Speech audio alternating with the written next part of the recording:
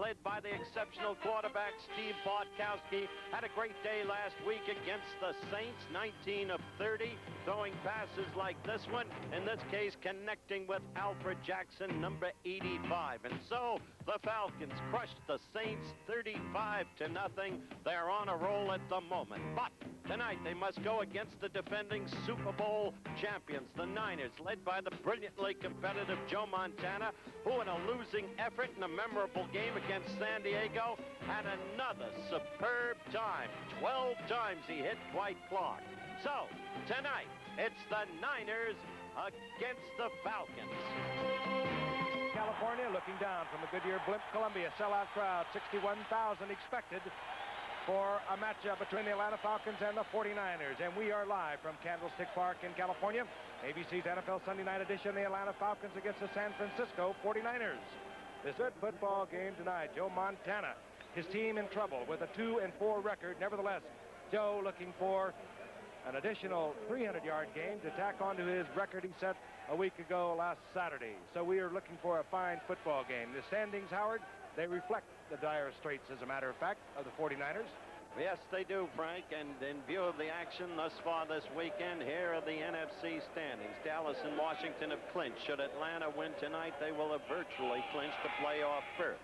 Green Bay still in good position despite the tie with Baltimore. Minnesota and St. Louis still have a lot of work ahead of them. Then the big scramble. Remember, 8 teams qualify. Detroit, New Orleans, Giants, Tampa Bay. And if San Francisco can win tonight, well, then they're in that scramble. And that's what Coach Bill Walsh dreams of. Frank, back to you, the start of the game. And as we look at Steve Bartkowski, while he's a very fine quarterback, Fran, the Falcons have really been traveling to their 4-2 record with their defense, which has all of a sudden returned. They lost their defense last year. Their offense was still there, but they got that aggressive defense the last 2 weeks. They found a pass rush last week, Gift, and their much maligned secondary came up with 3 interceptions. You know, great secondaries happen when you have wonderful pass rush and defense, and when you get that, the secondary can make the plays. They had it last week, 35-0 over Bum Phillips and the New Orleans Saints. They got 7 sacks, 2 by Joel Williams, their fine linebacker, who 2 years ago led the league in sacks. And more than that, they held Kenny Stabler and Bum Phillips to 91 yards of total offense. That is a defensive effort. As you can see, the Atlanta Falcons will kick off. Mick Luckhurst will set it up. We're looking at Dana McLemore, a 10th-round rookie draft pick out of Hawaii. And Amos Lawrence is back there, number 20, along with McLemore. There is Amos Lawrence. Been a bit of a disappointment to the 49ers thus far this year, who, while they have been doing very well throwing the ball, they've been weak defensively, and their running game has been totally absent. Luckhurst hooks it, and it travels to Amos Lawrence. And Lawrence spins out over the 25-yard line, where it'll be first down and 10, and Joe Montana having a great year, passing at almost 65%. Of course, the Super Bowl MVP of a year ago with their win over Cincinnati. And he has that string of 5 consecutive 300-yard plus games, looking for a 6th. There is the offensive unit, the 2 free agent setbacks, Bill Ring and Jeff Moore. The 49ers, the only team that starts 2 setbacks, both of them free agents. Ronaldo Nehemiah has been inserted, top of your screen, the great hurdler in the starting unit for the 49ers tonight. Great speed, of course. Inexperience, yes. On 1st and 10, Montana checks off 1 receiver, looks to the tight end, down the middle, Charlie Young. A pass that could have been caught, and again, you saw how Montana works. He looked right, he looked left, and then found the 3rd alternate and delivered a pretty good shot to Charlie Young. He did not hold. Defensively, let's check it out. Changes. We are going to see many changes for the Atlanta Falcons tonight. They have lost the fine defensive end Jeff Merle. Joel Williams, I spoke of him a moment ago. If he is indeed back to his 1980 form when he led the league in sacks, he had 2 last week. Well, he could be quite a factor in the drive to the Super Bowl. Set to go now, 2nd down and 10. The ball just short of the 26-yard line. Russ Francis checks in. So we have Charlie Young and Russ Francis, 2 tight ends. That's Young in motion.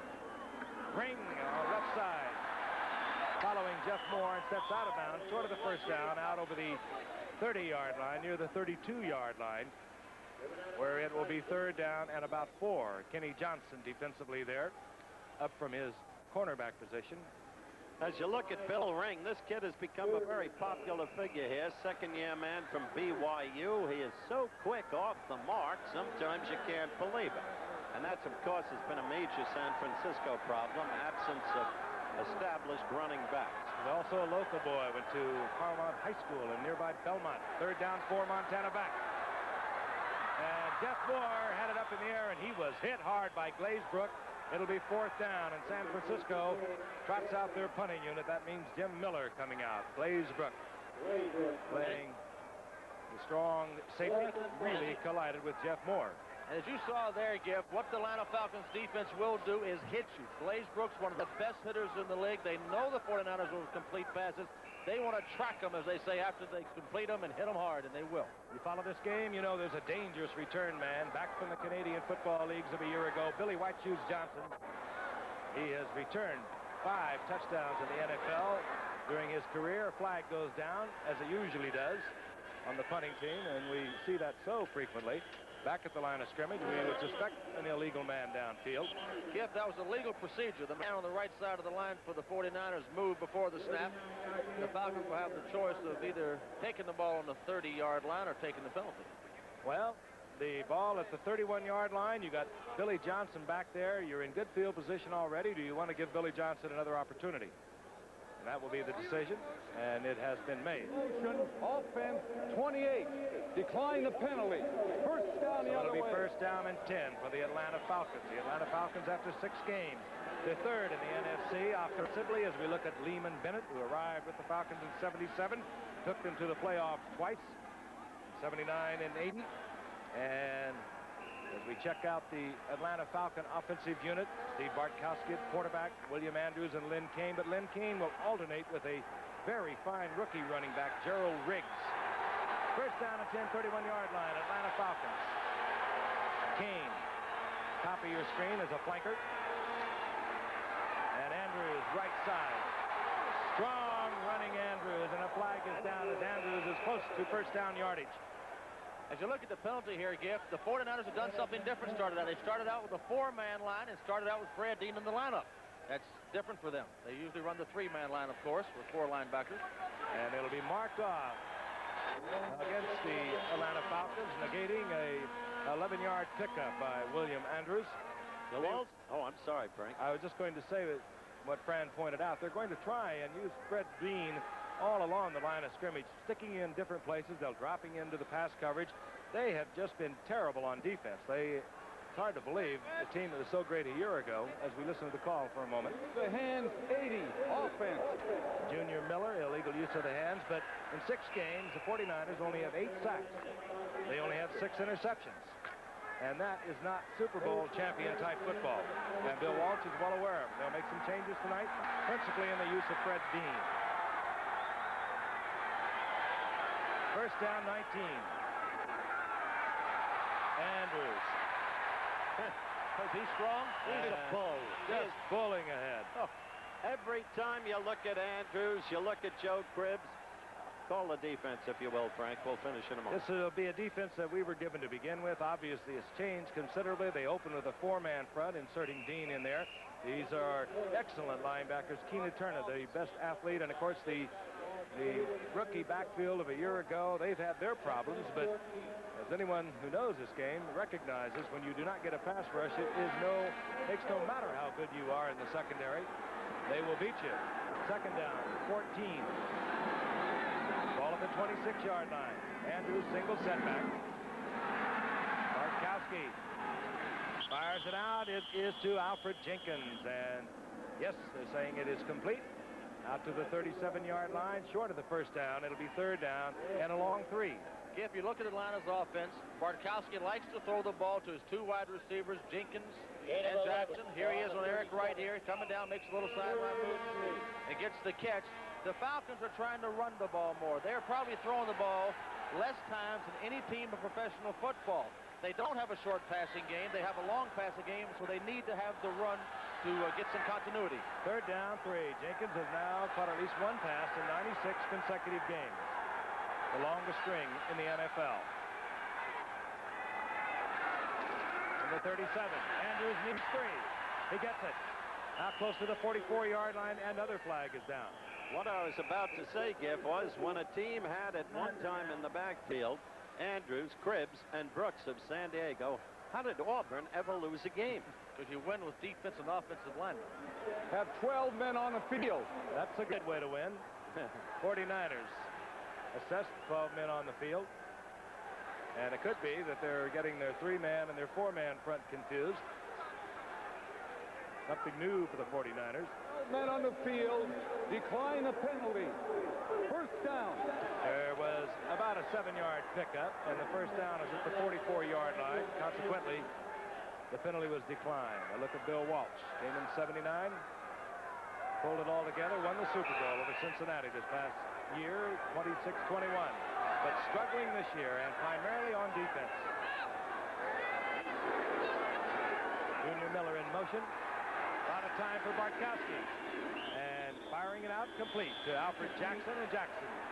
Nope, they're saying no. And now there's a discussion. They're going to give the catch to Jackson.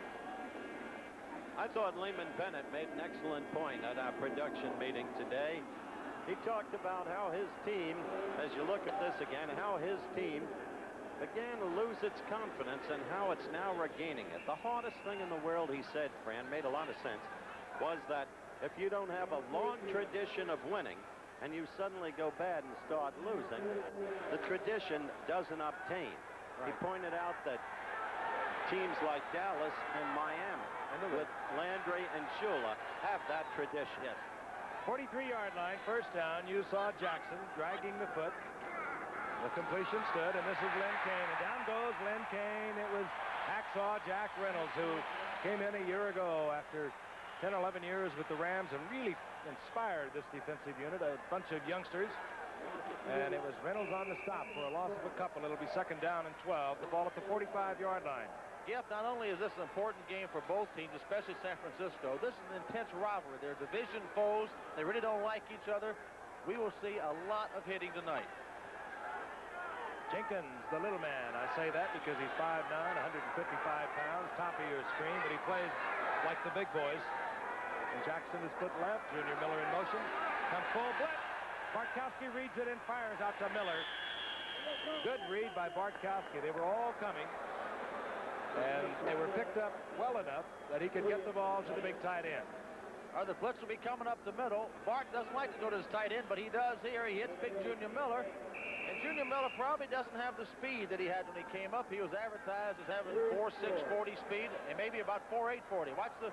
They don't pick up Keena Turner. Being the good veteran quarterback that he is, Bartkowski still got the ball off. Third down, 4. Ball inside the 38-yard line.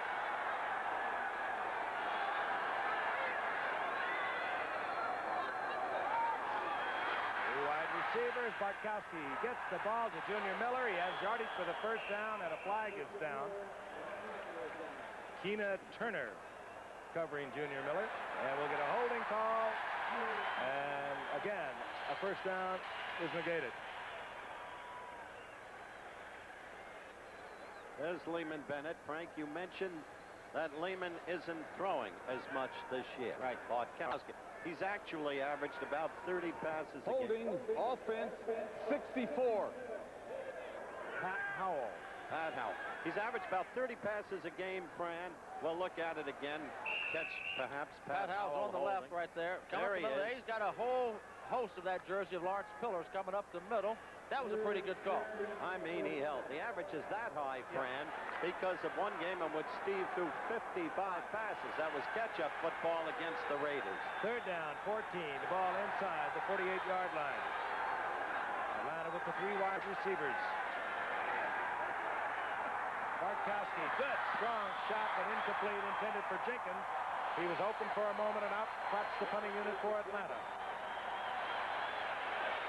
The reason for that, Howard, going back to your theory, is that they felt they needed the big play more last year and depended on the big play. And they just didn't have the ball control that he would like to have with a short passing game. Bart doesn't throw the ball short. He needs the running game. New punter for George Roberts into the Atlanta lineup. Smigelski, Dave Smigelski, who replaced the long-standing John James at the beginning of the season. He just apparently did not do it for Lehman Bennett. And now George Roberts name familiar in circles at Miami and San Diego. His first punt of the season. Freddie Solomon, dangerous return man, is deep, but this one comes short, and it'll be taken by Dwight Hicks. And Dwight Hicks works his way to the 29-yard line, where it'll be San Francisco's second possession of the game. We have 11:36 remaining in the first quarter. No score from San Francisco's Candlestick Park. Joe Montana exceeded 300 yards a week ago, Saturday, in a duel with Dan Fouts. They were both up there. Dan Fouts up there around 450 yards or whatever he was. He had one of the great days. And, of course, San Diego came away with the win. But it'll tell you something about a lot of yardage passing. The 49ers, with all of the great effort by Montana, as we look at him now, are 2-4. They desperately need a victory tonight. On 1st and 10, Montana back. Out of the pocket. He does it so well. Sprints to the sideline, steps out of bounds at the 32-yard line. Gain of a couple. It'll be 2nd down and 7. 3rd-round draft pick back in '79 when Bill Walsh came to the 49ers. Bill Walsh is known for many, many years as a great developer of quarterbacks. Talking with him last night about Kenny Anderson's development. Of course, Bill Walsh was with the Cincinnati Bengals at that time. Kenny Anderson came up. He worked with Dan Fouts, and he developed a couple of NCAA passing champions at nearby Stanford University. 2nd down, 7. Here comes Jeff Moore. Scramble. Bobby Butler came up hard, made the contact on Jeff Moore, and he's erased as he crosses the 35-yard line. Ronnie Lott, who's been having some troubles this year, quite unlike a year ago. Sensational last year, out of USC, of course, but now playing at less than par physically and struggling. Had a difficult night when we had him that Thursday night in Anaheim, Frank. He did indeed. That was a game they came away with. 2 tight ends are in, Charlie Young, Russ Francis, and Alden Nehemiah, the flanker back, number 83. He gets the reverse. He has great speed.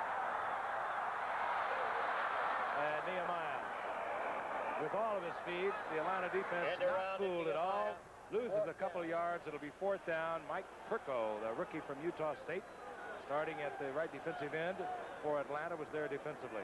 But that's one of the 2 twists you'll see tonight, I think, with the Niners. Nehemiah used on reverses. Fred Dean sometimes becoming a linebacker. I don't think you'll see Russ Francis go a pass tonight, however. Look at Billy Johnson, 3rd in the NFL on punt returns, averaging over 12 yards. I told you earlier, during his career, he's returned 5 for touchdowns. He'll be right on the sidelines, and he cannot stay in bounds. And once again, Atlanta has good field position, and fisticuffs break out of midfield. And you've got a flag down, too. Yep. The flag follows them. Well, we'll sort it out.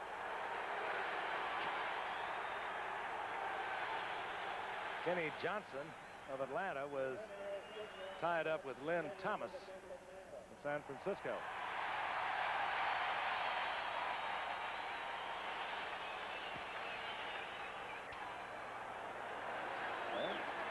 Referee tonight, Ben Dreif, sorting out the possibilities, and it's not a good one as it appears for Atlanta. That will be a 1st down, San Francisco. All right, here's the play. You don't hit our punter. I wonder he didn't try and step on his toe.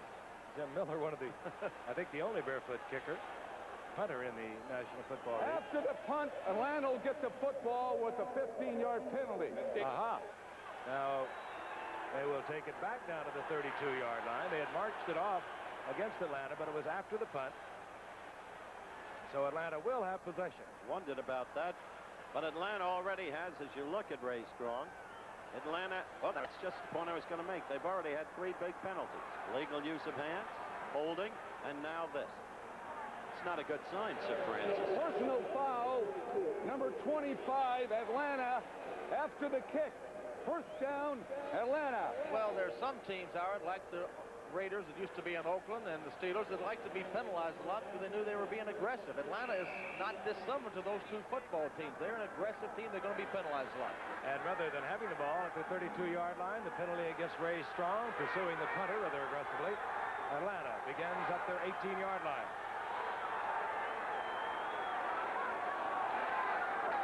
Lynn Kane, right side, and Lynn Kane up over the 20-yard line to the 21. Gain of about 3. It'll be second down and 7. This offensive line of Atlanta, they've been together for a while now, and they really do a fine job in protecting Bartkowski, but they're also a pretty good run blocking unit. They're a very good run blocking line. They're very big. They're experienced. They know what they're doing. They got a veteran center in Van Note. He calls the line blocking for them. Jeff Van Note, he's been around 14 years. Certainly share of coaches. Second down, 7.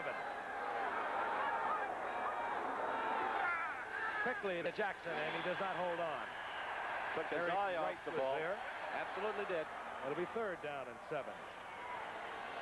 Busy weekend for your ABC people. Let's back into the thick of things in the AFC. Third down, 7. 4-man front for the 49ers.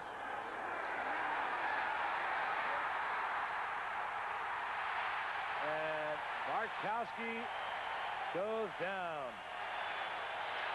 Lawrence Pillars was there.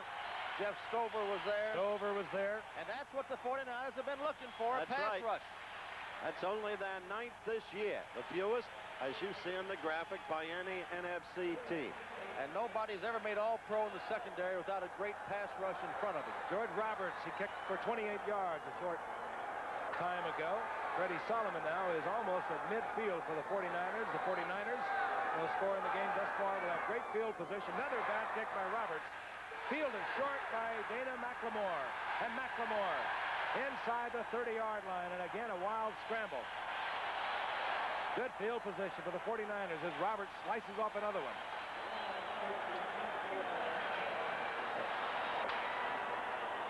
So we have 8:41 remaining in the first quarter. No score, but the 49ers, the Super Bowl champions, are threatening. Off another 28-yard kick. That's 2 for him. And the 49ers inside the 30-yard line of the Atlanta Falcons. Montana brings them up. Freddie Solomon split out to the left. White Clark in tight.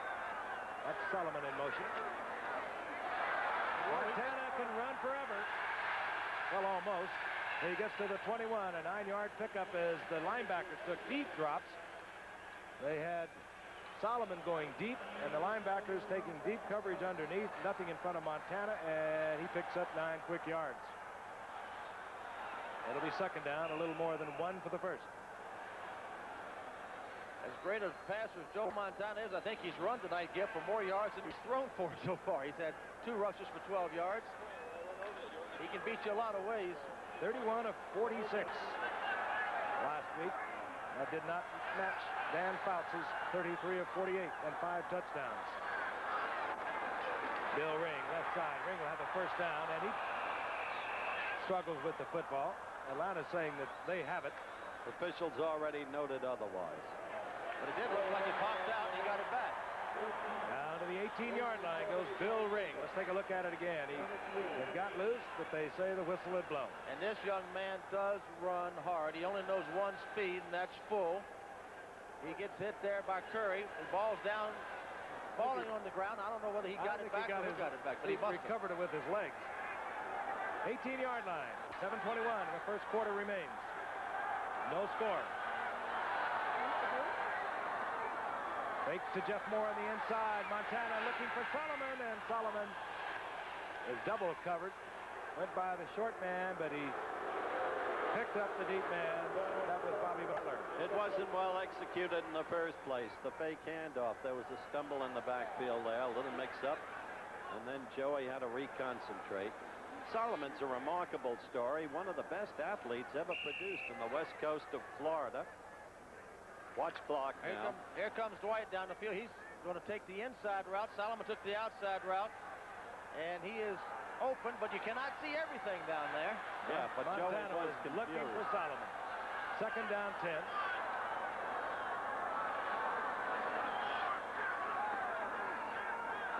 little check-off play, goes to ring and ring inside the 15-yard line to the 14-yard line. For a gain of about 5. It'll be third down and 5. Quickly, Frank, completing the story of Solomon. He was a quarterback. Yeah. Tampa High School, brilliant athlete. And then when he came down to Miami, Shula thought he had one of his best ever. But Shula found that he had behavioral problems, thought he was injured too much and begged off too much. All of that has changed under Bill Walsh, for which I think Walsh deserves at least some, if not a lot of credit. Shula also needed a running back, and He got Bill Williams as part of the Solomon trade. Third down, long 5. Montana, Dwight Clark, and Clark held short of the first down, I believe. No, he's very close. That is close, Skip. A man who always knows where he is on the field. He cut this one kind of close. They'll bring them in for the measurement. As you watch Clark here, I think he runs the shortest routes of any wide receiver I've ever seen in football. The backs would clear out way down the field beyond him, as you see there. But he will catch a lot of balls. I think, what did he catch, 12 passes last week? That's his 45th of the season, and after 6 games, he had 9 more than any other receiver in the NFL. Big measurement here. Will it be Wersching, or will the 49ers go on fourth down? I think they're going to go for it. They send in Russ Francis with the play. And on fourth down, you saw how much the 49ers, Bill Walsh, elects to go for the first. And Giff, knowing Walsh, he may do anything. It's not a surefire bet that he's going to run this ball. He could play pass. Bill Walsh could do anything. That's Great true. creative mind. And when you're 2-4 in this shortened season, you're more disposed to do anything. Yeah. The 2 tight ends are in. I'd give the Bill ring. Montana. The surge may have picked up the first down. Went over the right side over Randy Cross. I believe he has it. Strictly a referee's decision of where he wants to mark the football. I don't know how you tell where to mark it. We'll see. Charlie Young indicates that they have it. Naturally. And a few Falcons are pointing the other way. They'll bring it out one more time. And Atlanta is saying no. I think he's got it based on where they marked it. I don't know. No. Bring out the calipers, and Montana does not get the first down. Atlanta has the football, 1st and 10. The ball is at their own 8-yard line. Look again, over Randy Cross, right side. And drilled back. Tried to go over the top, and he was collected. But we have 5:48, still no score, and Atlanta has the football back. 56+%. Passing at 62.7% this year. The man who, in 1980 and 81, threw for a combined 61 touchdown passes, leads the Falcons up at their 8-yard line. Junior Miller in motion. Lynn Kane. Kane. Hit at the 10-yard line after a pickup of a couple by Bob Horn, acquired from San Diego this season. All right, let's take a look at some of the scores, beginning with Saturday. Down and 8. The ball just over the 10-yard line of Atlanta. Andrews tried to cut back, look for something, made a little bit out of nothing. It'll be 3rd down and 3. The ball at the 15. The rest is against the 4 and 2 Atlanta Falcons. 3rd down and 3. Andrews, the single setback.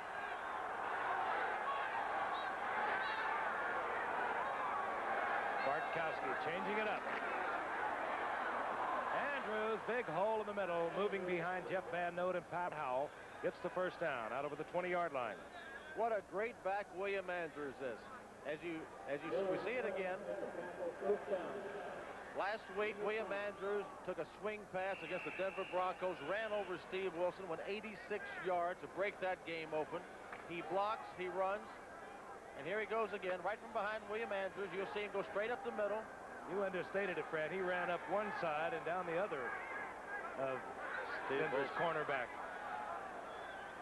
1st down and 10. Gerald Riggs, or rather Andrews. Andrews for a gain of about 3. It'll be 2nd down and 7. Giff Riggs is down in the game. It's the first time we've gotten to see Gerald Riggs tonight, but he's the biggest Atlanta back and the fastest. He weighs 230. But, Fran, we spotted him in the preseason game at Philadelphia against the Eagles. It was clear he was going to be a stick out. There's a new wave in this league, as I've suggested. Freeman McNeil and Marcus Allen and now Gerald Riggs. Great young players. First-round draft pick, Riggs, out of Arizona State. 2nd down and 7. Ball at the 24-yard line. This is Riggs. Riggs, swarming defense. First man there, Ed Judy, filling in tonight for Willie Harper, the veteran member of the 49ers. He's out of the game tonight with a sore ankle. Ed Judy, and Ed Judy, first-year man, injured reserve a year ago out of northern Arizona. And he got up into the Atlanta backfield before Riggs get turned around. And I don't care if you weigh 250, if you don't get turned around upfield, you don't make many yards. But Riggs had no chance. Good play by Judy. Loss of 1, 3rd down and 8. Ball at the 22-yard line. Jenkins split to the left. Jackson out to the right.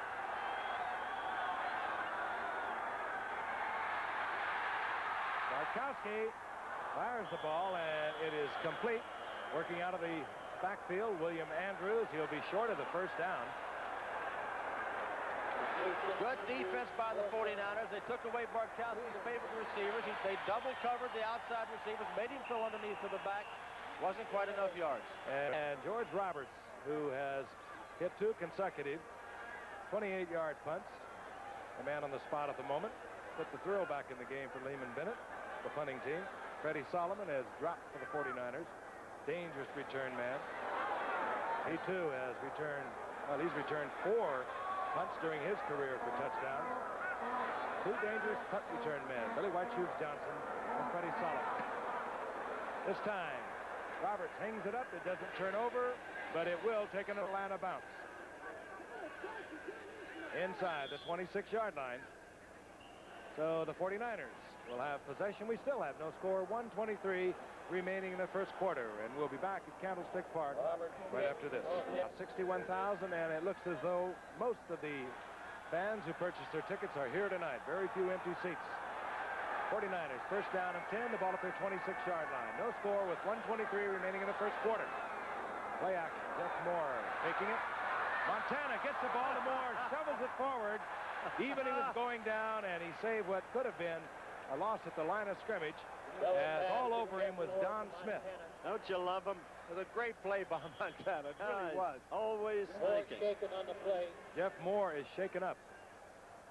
He has taken some pounding in the last few weeks. We saw him in the game against L.A. where he had to leave the game for a while. Here, the fake to Moore. He's getting a good pass rush. Steps up. Just basketball flips it to Moore, who then gets tackled. And let's take a look at it again. Jeff Moore remains on the turf. Now here comes Don Smith from the left side. Let's watch him get hit here. Charlie Young trying to find somebody to help him out with. Misses the block. Gets hit in the head. That's where he got hurt. And at the moment, recently activated Ricky Patton, the 49ers leading rusher of a year ago who could not make the team, has come into the huddle. We'll be back. A shot from a knee in the ribs on the left side. He walked off the field. He is being looked at on the sidelines, and Ricky Patton, whom I mentioned, led the 49ers with over 500 yards rushing a year ago, is in there. He wears number 32. You saw the time remaining inside 1 minute of the first quarter. Fired incomplete, intended for Ricky Patton out on the flat. It'll be 3rd down and 3. Incomplete to Pat. Montana disgusted with himself, as you could see in the picture. These are 2 powerhouse offensive teams, yet they play each other peculiarly well, which may account for the absence of scoring. When you play teams in your division, you know them better. The defenses know the offenses better. Defense is a game of recognition, and you don't score as many points against people in your own division. For the 49ers, they're dead last in the National Football Conference rushing. They lead the NFL in passing.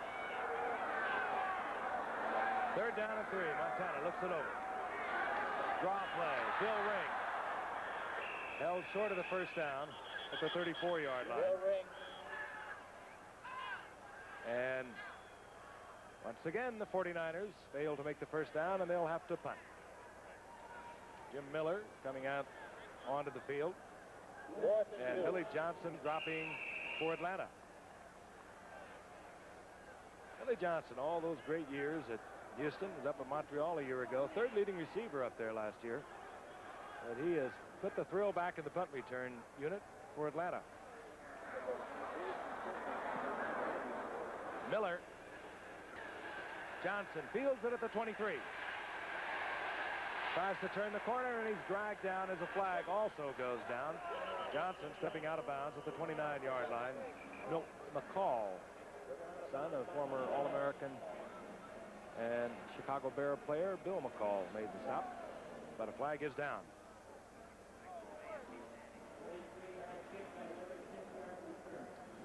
Three seconds remaining in the first quarter. I bet it's one of those illegal blocks, Jeff. It was. Yes. From the back. All right, let's look at the AFC standings with that big game coming up tomorrow night. The Raiders have clinched a playoff berth. Cincinnati can do the same with a victory tomorrow night. Miami and the Jets in good shape.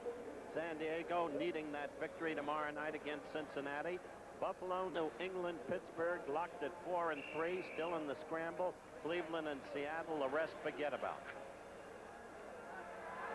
First and 10, Atlanta, 19-yard line. We understand from the bench that Jeff Moore, the running back for the 49ers, has a bruised back. He could be back in action. Four-man front for the 49ers. Quick toss, and this is Riggs. And Riggs up close to the 25-yard line for a gain of about 6. It'll be second down and 4 as the first quarter has expired with no score from either the Falcons or the 49ers.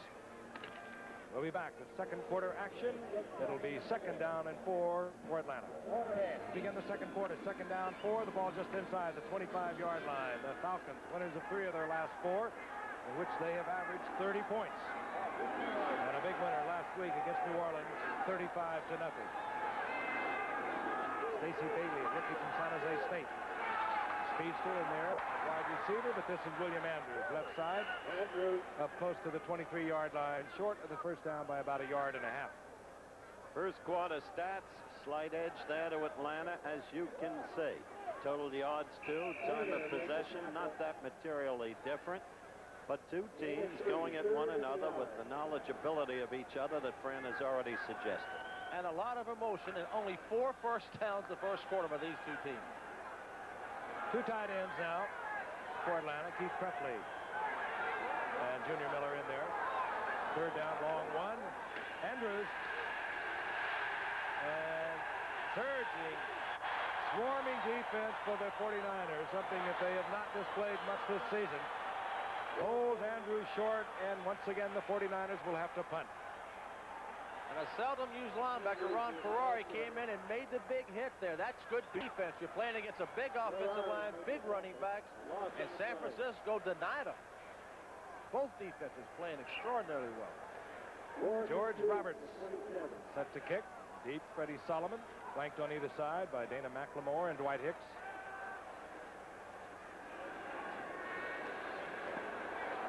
Not a good kick again by Roberts.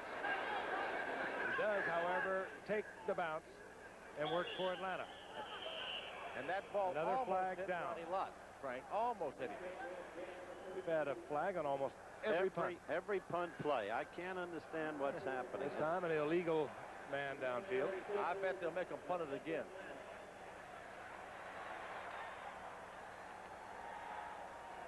Referee Ben Dry. Wide World of Sports, 5 o'clock Eastern Time, 4 o'clock Central, Saturday here on ABC. On first and 10, Solomon in motion. This is Ring. And down goes Ring in the arms of Joel Williams as he gets out over the 35-yard line for a gain of about 3. It'll be second down and 7. Also in that play was 54 Fulton Kuykendall. And Kuykendall is having his best year ever for the Falcons. At the start of this season, they thought maybe he'd slipped and lost something. He really is. He really has come on and had a wonderful year. But Joel Williams is back. Had a couple of sacks last week, and he is a terrific player when healthy. Nehemiah back in the game. That's Skeets in motion, number 83. Second down, 7. Montana in trouble. And was it picked off? Kuykendall, if it is, it's his. No, they're saying no. One official had ruled that it was intercepted, and another official, apparently with a better view, says no, it was trapped. So Kuykendall's third interception in 2 games is canceled. Let's take a look, Giff, and let's see what happens. There's the pass. Trying to hit Dwight Clark. Kuykendall's coming underneath him. And the ball is on the ground, and the referees are right again. Chalk one up for the referee. Third down. Long 7.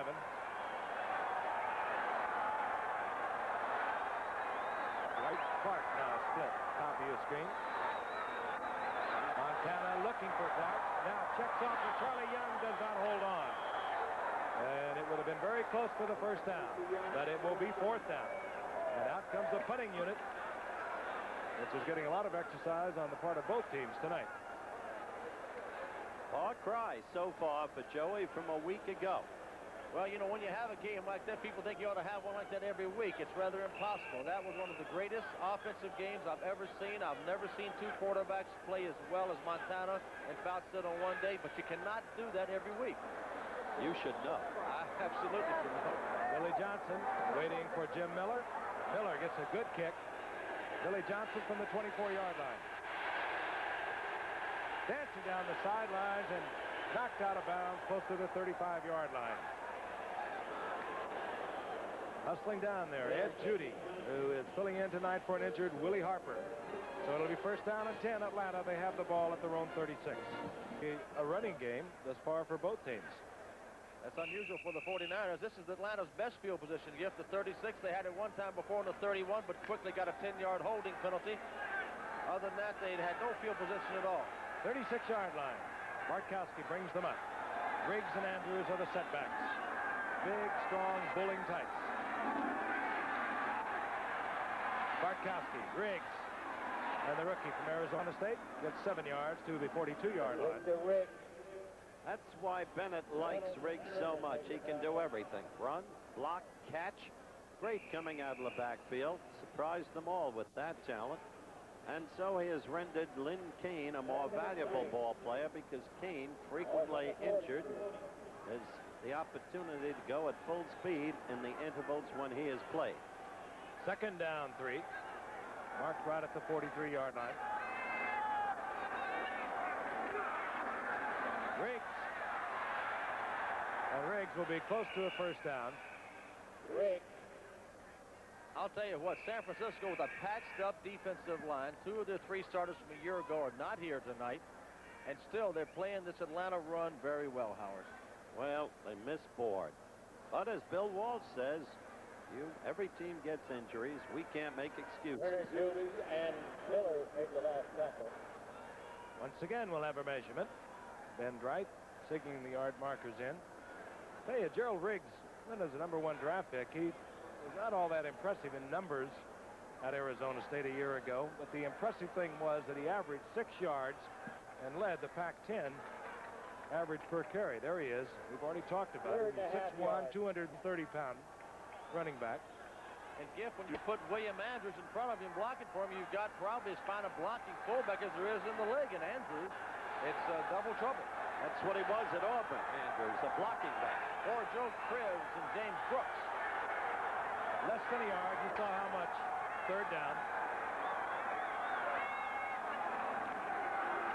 Andrews, and he rips the midfield. 1st down. 11:25, and the clock is moving, remaining here in the 1st half, and we still have no score. That is surprising. The 49ers were at the 8-yard line of Atlanta earlier in the 1st quarter, and they went on a 4th down with a quarterback sneak, and Atlanta held. And Bartkowski has not tried to go deep, as he loves to do, preferably to Jenkins. There he goes, No Jim. sooner said. Jackson. That's Jackson. And Jackson comes down at the 10-yard line in a foot race with Ronnie Lott, which Jackson won. Alfred big play Jackson. And he makes a lot of big plays. He's one-on-one here with Ronnie Lott. He tried to bump him a little bit. They're running stride for stride. Bartkowski throws a perfect ball. Absolutely perfect. And Ronnie Lott again let the man get deep on him. But Lott was hampered. Did you see him running with the slight trace of a limp, Frank? He does have a very sore muscle that's been troubling him through much of the year. The ball marked right at the 10-yard line. First down and 10. Atlanta is sprinting. Two wide receivers, Jackson and Jenkins. Top of your screen, that's Jackson in motion. Bartkowski throws it in the corner. And a very heady throw by Bartkowski. All his receivers were covered. He gave an opportunity to Jackson, but he was well covered also. It'll be second down and 10. But he sure had time, Frank. He Good did, Lord. and he was trying to get Miller going across the left side of the field. It was a misdirection play. Miller was covered well. Jackson was open early, but that wasn't his first target. Good play on the 10-yard line. Hard to run the ball in from the 10-yard line in. No chance for a first down before you score. They went to the pass. Good call. But now he must go to the pass here or some quick trap up the middle. I would imagine pass. Second down, goal to go. Now Riggs is split to the right. The two wide receivers, Jenkins and Jackson, top of your screen once again.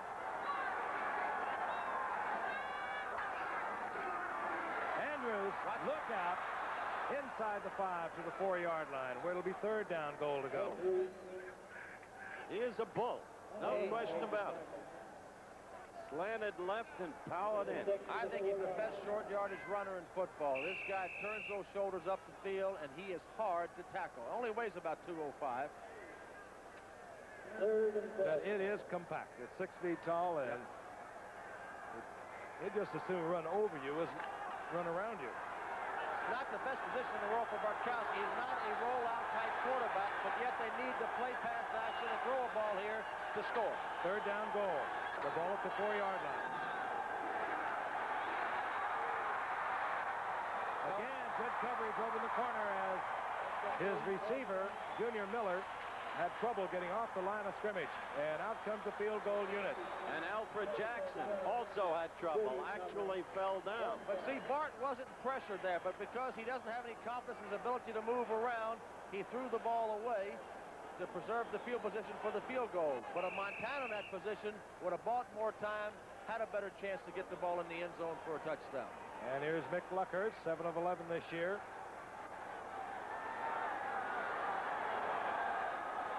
Morawski will hold it down.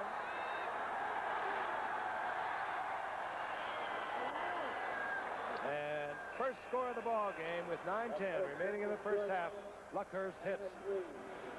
So it's 3-0. Atlanta over the San Francisco 49ers. We'll be back in a moment. The Goodyear blimp Columbia hovering overhead with Captain Quirky Ballinger up there. Our cameraman, the rookie from Hawaii. But this will be Amos Lawrence.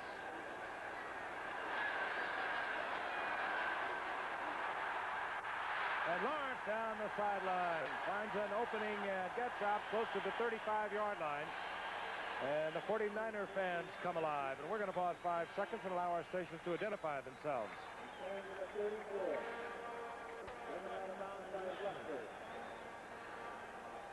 34-yard line. Good return, Amos Lawrence. That's the way they expected him to play when they got him. Originally, he had been a 4th-round draft choice. And Walsh has been frankly disgusted with him because he hasn't been putting out, in Bill's opinion. But tonight he's showing well. Jeff Moore back in the backfield for the 49ers. Here comes Williams. And Montana heard the footsteps and unloaded. Buddy Curry blitzing from the right side of Atlanta's defense. When have you seen Joe Montana with but 12 yards collected passing? And we've got 8:54 left in the second quarter.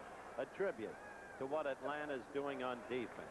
Hey, Atlanta really found themselves last week. Howard and Fran, I know Fran, I think you watched the game. Yeah, They just destroyed New Orleans. 7 sacks, 3 interceptions, and they really needed that. They needed to know that Joel Williams was back. And indeed he is. Russ Francis now, the tight end, split top of your screen. There's a wide receiver, second down and 10. That's Dwight Clark in motion.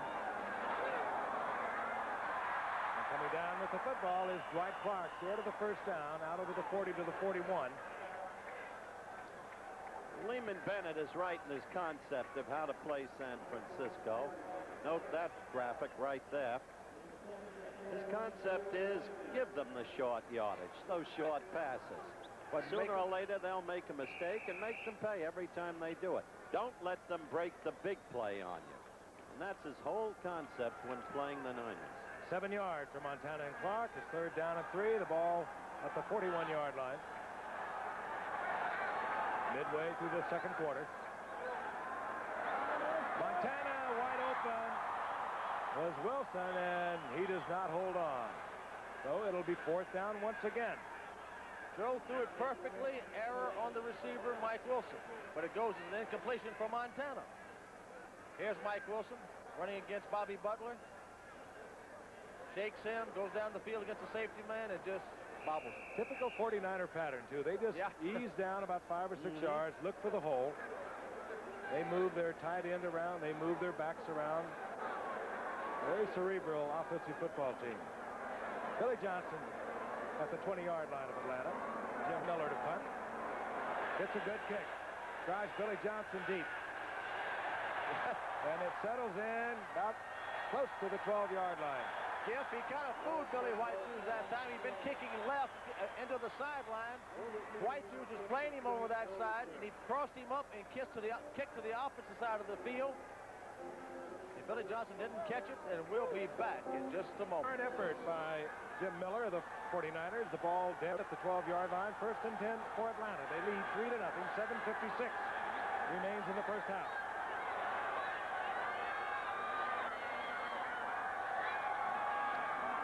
Comes Gerald Riggs. And Riggs has to look back inside and held for about a yard pickup. Quiz time. Which two teams finished below 500 the season after playing in the Super Bowl? Well, you know, immediately one was the former Oakland Raiders. Right. It was 7-9 last year. Now you, Giff, take the other. I don't know. Well, think about that a while. Gain of about a yard. How about the Baltimore Colts? 2nd and 9. It'll be 2nd down and 9. We'll give that some thought. You can give it a little thought at home. Andrews, single setback. Bartkowski gets the blitz, jumps it to Andrews. Oh, that's what we talked about. He will lower that head and just go forward. Ran right into Dwight Hicks. Gets the 1st down. It'll be close to the 26-yard line. 1st and 10 Atlanta. Big card out there. I really don't know. Green Bay, 68. That was Phil Bengtson's first season as head coach after Vince Lombardi retired. 1968. 1st down and 10. The ball out over the 25-yard line. Atlanta with a 3-0 lead. Riggs. Yeah, major collision at the 30-yard line. Pickup of about 4. That's where his progress will be marked. It'll be 2nd down and 6. Well, this is a clinic in defensive football. Every defensive coach is watching this game all over the country. Got to love the way both teams hit on defense. 49ers do, and so do the Falcons. It's some contest. Wild compared to the game the 49ers played a week ago last Saturday. It was your turn, my turn. Everybody scored. We have 3 points on the scoreboard. Nick Luckhurst with a 22-yard field goal has Atlanta on top. 2nd and 6. Junior Miller in motion. Bartkowski back. Oh, my goodness. Picked off. Right into the hands of Bob Horn. And Horn takes it back to the 15-yard line. And Bartkowski looked like he changed his mind right in the middle of throwing the football, and he drilled Horn right on the numbers. I think you're absolutely right. Did you see Horn anticipating that, moving in on it? I don't see how he could anticipate that. He just stood up for grabs. Well, I think Frank is right. He overthrew his receiver, and Horn somehow or other just sensed it. Well, he just stood right to Horn. He hit him between the 5 and the 5. Just a major error by Bart. I know he didn't want to do it. Like to have it back. But it puts the 49ers in good position.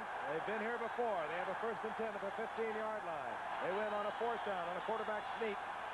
On a 4th and a foot at the 8-yard line, they were held. This time, this Amos Lawrence trying the left side. It's about 3. It'll be 2nd down and 7.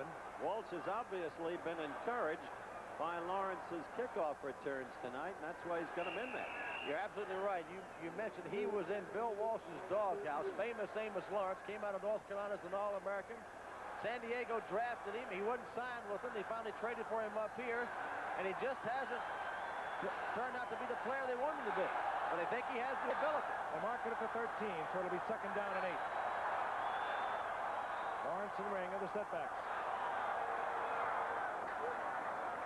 Play action by Montana. Looking for Clark. He's covered. Checks it off and gets the ball to Amos Lawrence. And Lawrence, struggling, held short of the 1st down. But that's exactly the point Fran made earlier, Giff. That's what Montana can do for you that Bartkowski can't. He bought time, and finally he dumped it off when he could see Lawrence. He just bought time. He couldn't find. Clark was doubled. There's Johnson on the outside. There's somebody on the inside. Tom Pridemore was in front of him, and Johnson was behind him. But you cannot give Joey Montana that kind of time. He won't give up on you. He'll buy time. He'll wait. He's patient. And he'll finally find somebody open, which he did.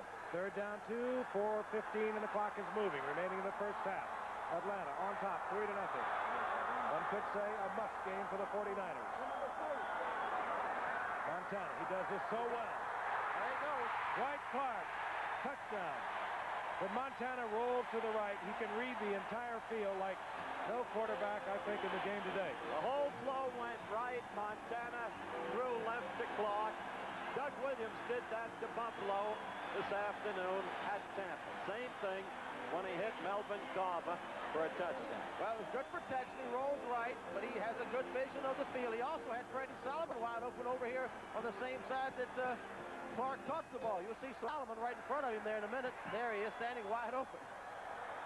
5 extra points have been missed this weekend, so this is no sense. Worthing, who missed one last week, gets it to the uprights, and the 49ers move out on top.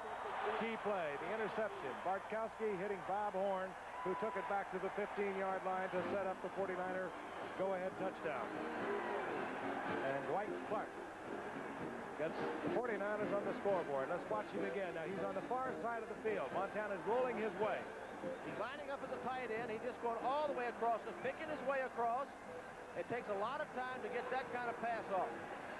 Dwight Clark never quits on Montana, and Montana so many times has rolled right and found the big man, number 87, Dwight Clark. Set up by the interception by Bob Horn. Set to kick off, Wershing.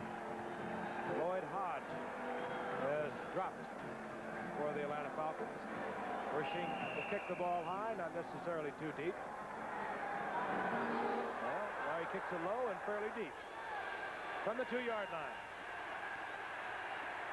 Hodge saw a little bit of a gap, got through the gap, and then a violent collision just inside the 25-yard line. And out comes Bartkowski.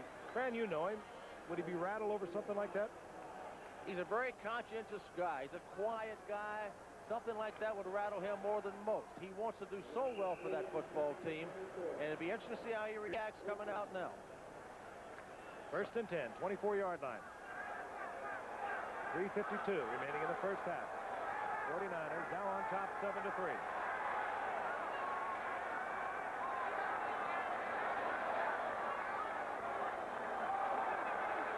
Bartkowski, whoa, Andrews, and look at him bounce off. Oh, my goodness. Andrews with an open field. And he just refuses to go down until they get to the 31-yard line. Eric Wright looks like Jim Shoulders, the rodeo cowboy, on his back. I'll tell you About what. as good an evidence of power running as you will ever see in any game. This is kid, unreal. Watch this. Ronnie Lott, who's a great hitter. I mean, you're not going to get somebody who's not a great hit again by Williamson. Bounces off both of them, and down the field he goes. Look at that leg power. Oh, unbelievable. He should have been stopped for a loss, and he gets all the way down inside the 33-yard line. Bo Robinson comes in, number 33. He'll give Andrews a rest. He's in there with Riggs, the rookie from Arizona State. Riggs, left side. Riggs cutting back and inside the 25-yard line. Good pickup of about 8. Yes, very often when you get a superhuman effort like that by one of your backs or one of your players, it picks up the entire team. Watch it again. You're going to see Ronnie Lott hit him square on right here. He bounces off. He runs over 4 or 5 more. the other teammates of Ronnie Lott thought that Andrews was going down. They just let up, and he broke back inside of them. Seen him do it twice in 2 weeks now. It's unbelievable. Second down, about 2. Ball at the 24-yard line. Bartkowski, Jenkins. Picks the ball back up. And he'll have the first down. Right in front of Eric Wright, the cornerback, who's playing well off Jenkins. Interesting to watch Bartkowski now, though, with those quick hitters. But I'll tell you, the 49ers pass defense is still excellent. They gave him 2 yards. He got enough for the first down, but he didn't give him much. I'm very impressed with the 49ers pass defense and run defense. 2-minute warning. Both benches being notified. The first down is inside the 20-yard line. The Atlanta Falcons trailing 7-3 on the drive once again. We'll be back at Candlestick Park with more hard-hitting action in just a moment. Frank Gifford, Howard Cosell, Fran Tarkenton. First down 10. The Atlanta Falcons just inside the 20-yard line of the 49ers. An explosive effort by William Andrews, who's back in the lineup after he's now collected his breath. He's in there with Gerald Riggs. 2 minutes remaining in the first half. Looking for the screen. They get it to Andrews. And Andrews runs into traffic. It's about 3 yards, close to the 15-yard line. It'll be second down and 7. Bob Horn defensively there for the 49ers. And these guys are playing hard. Jim Stuckey, defensive end, came back from rushing the passer, made the play 3 or 4 yards down the field. Both teams, 3 timeouts. 1:35 remaining in the half, and the clock is moving. You watch Andrews. He has the most tremendous leg power. Unbelievable.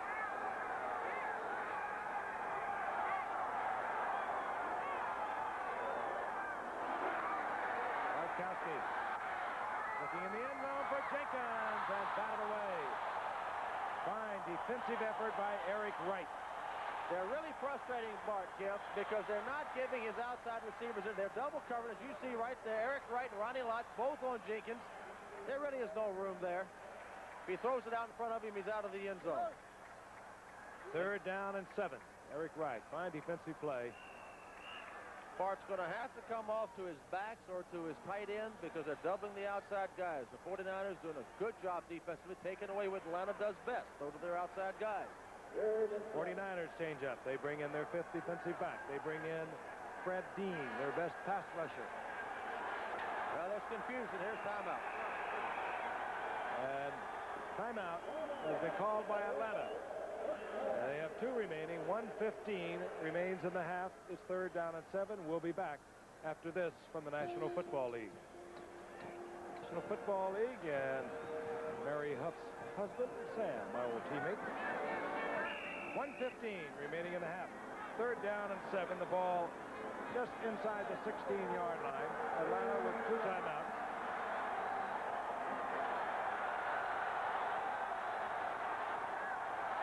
Atlanta trailing 7-3. Riggs, that's trouble. Riggs down the sideline. He has the first down, and he kills the clock inside the 1. 1:07 remaining in the half. I think just by watching, you can see how furiously played this game is. But this is a good play. They're doubling the outside receivers. They fake the trap up the middle, throw to the running back, Riggs.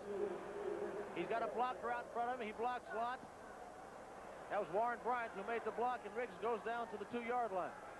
Good play, good call by Lehman Bennett from the sideline. They've marked it at the 2. His first down, goal to go. 2 timeouts for Atlanta. 1:07 remaining in the half. I don't know about you guys, but I think I'd give it to Andrews how many ever times he needs it. Although Riggs is a great short yardage runner too, and they could use Andrews to block. Either one of them. The baby bull backfield. Andrews and Riggs. Andrews, he stopped short.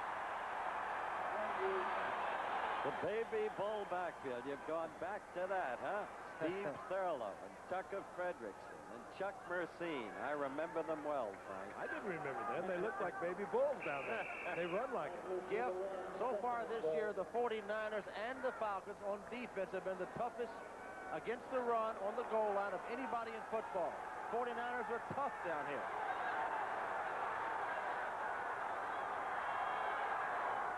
Second and goal. Riggs. No.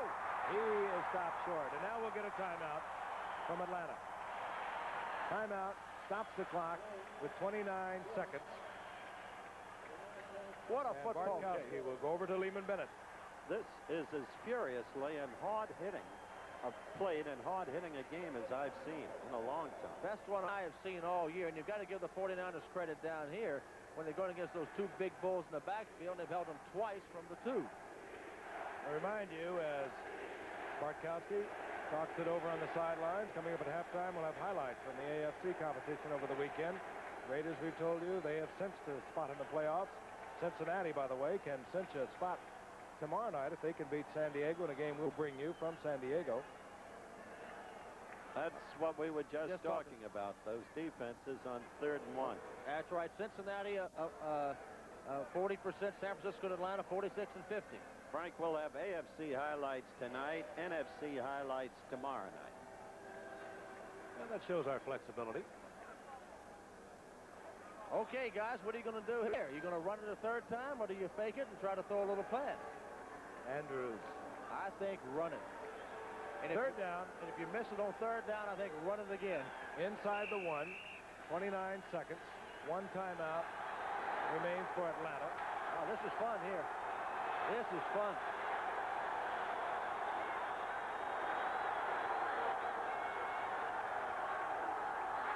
Whoa! Leg. It'll be easy for Bartkowski. Time call. Shades of white. Tilt computer. There's nothing in their computer that said that Bartkowski bootlegs on the goal line. He really lumbers, though, doesn't he? Was that a called play, Fran? Absolutely. I think I do think they called it. Sometimes they don't tell the backs. Look at this. You see Fred Dean coming in. He's the only guy that had any chance at all, but who would have ever thought that Bartkowski would have bootlegged it out? Very good call again by Lehman Bennett. 24 seconds remaining in the half, and Atlanta has moved back out on top. They led 3-0. 22-yard field goal by Luckhurst. Then Horn came up with the interception. Montana went to Clark, and now Atlanta has answered back. Good, hard-hitting football game. Lots of action for you. And a very heady call on the part of the Atlanta Falcons. Bartkowski bootlegging it in. And he feels a lot better. You see a little smile on Bart's face. Well, look, he's run for a gain twice this season. But after throwing that interception, Howard, you need something good to happen to you, and Bart's got it. Now he got him down the What was good field. that happened to him was that quick pitch to Andrews and that brilliant run that set them up. No question, Andrews is the one that got him that touchdown. Falcons back on top. They've won 3 of 4 since the strike was ended. They've beaten New Orleans 35-0. New Orleans, by the way, beat San Francisco earlier. They've also beaten Denver, the Rams, and the Giants, while they've lost earlier to the Raiders. Luckhurst will kick off, and deep is Dana McLemore, the rookie from Hawaii, and Amos Lawrence. 49ers have 3 timeouts, and they have 24 seconds on the halftime clock. Lawrence on your right, number 20. Bartkowski, a lot of smiles because, let's face it, he tried to change his mind in the middle of a pass earlier, hit Bob Horn. That led to the 49ers touchdown. He says a load is off my mind. The monkey's off my back. Luckhurst. It will be Amos Lawrence. And Lawrence hit hard at the 25-yard line. Frank, they are hitting every play. For men only, they say. Good, solid football. 19 seconds left. Bill Ring stays in, number 30, along with Lawrence, number 20. When they talk about the Now offenses have taken over football, excuse me, Frank, the offense taking over football, look at this game tonight. These are 2 good offensive football teams, but defense is dominating. 3 receivers, including Russ Francis, split far to the left. Could mean Montana's going to try and hang it high, maybe draw the foul. He comes back with the screen to Dwight Clark. And Dwight Clark is hammered at the 35, out to the 36 for a first down. 7 seconds now on the clock. And Montana stops it with a timeout with 7 seconds remaining in the half. So Montana now will visit with Bill Walsh. The strategy is being played out. Meanwhile, the defensive unit, they move over and they'll have a chance to talk with Lehman Bennett. Yeah, they're really not quite far enough up the field to do Big Ben. 7 seconds. Puts the 3 men again out to the left. Mike Wilson is there, along with Russ Francis. This time he could hang it up looking for the foul. A flag is down. He's hanging it up. Russ Francis tries to get under it. Kenny Johnson has the football, but again a flag is down at the line of scrimmage. And the half or game will not end on a defensive foul, if that should be the case. And that is the case. So the 49ers have another opportunity, it would appear. Defense 58 line up in the neutral zone. One more play. So we will have one more play.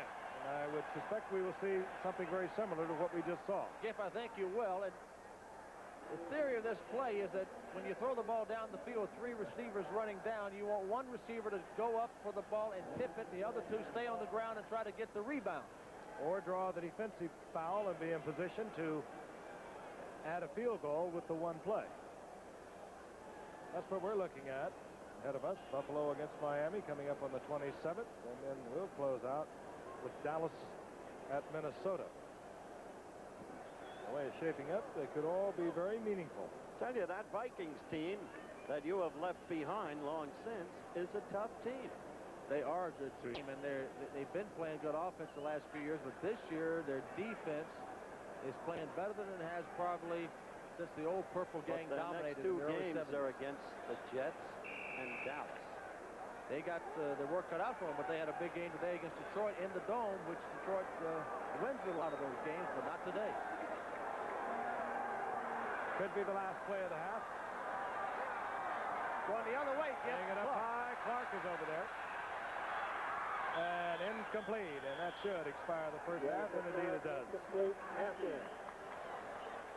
So at halftime, I'd like to remind you that we'll be bringing you the AFC highlights that have taken place over this weekend, so stay with us and enjoy.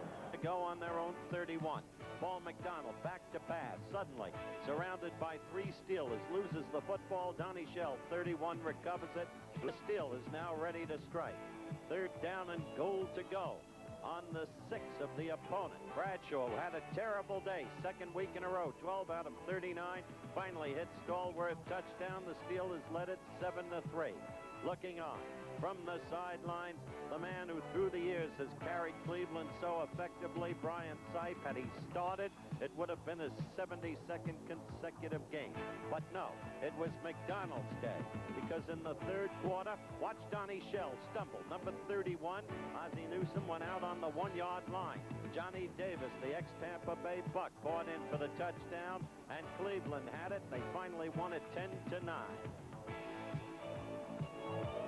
Then, in Philadelphia, at Veterans Stadium, the Eagles having a breeze with the Houston Oilers. First quarter, 0-0. Houston on their own 13. Manning threw, but Blackmore picked it off. Number 27, dodged 2 tacklers, went in for the score. That made it 7-0 Eagles. In the 2nd quarter, 14-0 Eagles. Jaworski throwing deep. The rookie wide receiver, Mike Quick, number 82. Good leaping catch, touchdown, 21-0. A pitch out to Wilbert Montgomery, cutting right, away from 2 tacklers, going downfield, all alone. The man from Abilene Christian, 90 yards from scrimmage, the longest since the Juice ran 94 in 72. And so, Philadelphia poured it on. It finally moved to 35-14 Eagles with this screwy play. Casper lateraling it back to Manning. Manning running for his life. And Manning finally underhanding the ball to Mike Renfro. Watch this. They used to play this one at Erasmus Hall High School in Brooklyn. What a joke. All to no avail. Eagles 35-14. Against the Seahawks in the Kingdome in Seattle.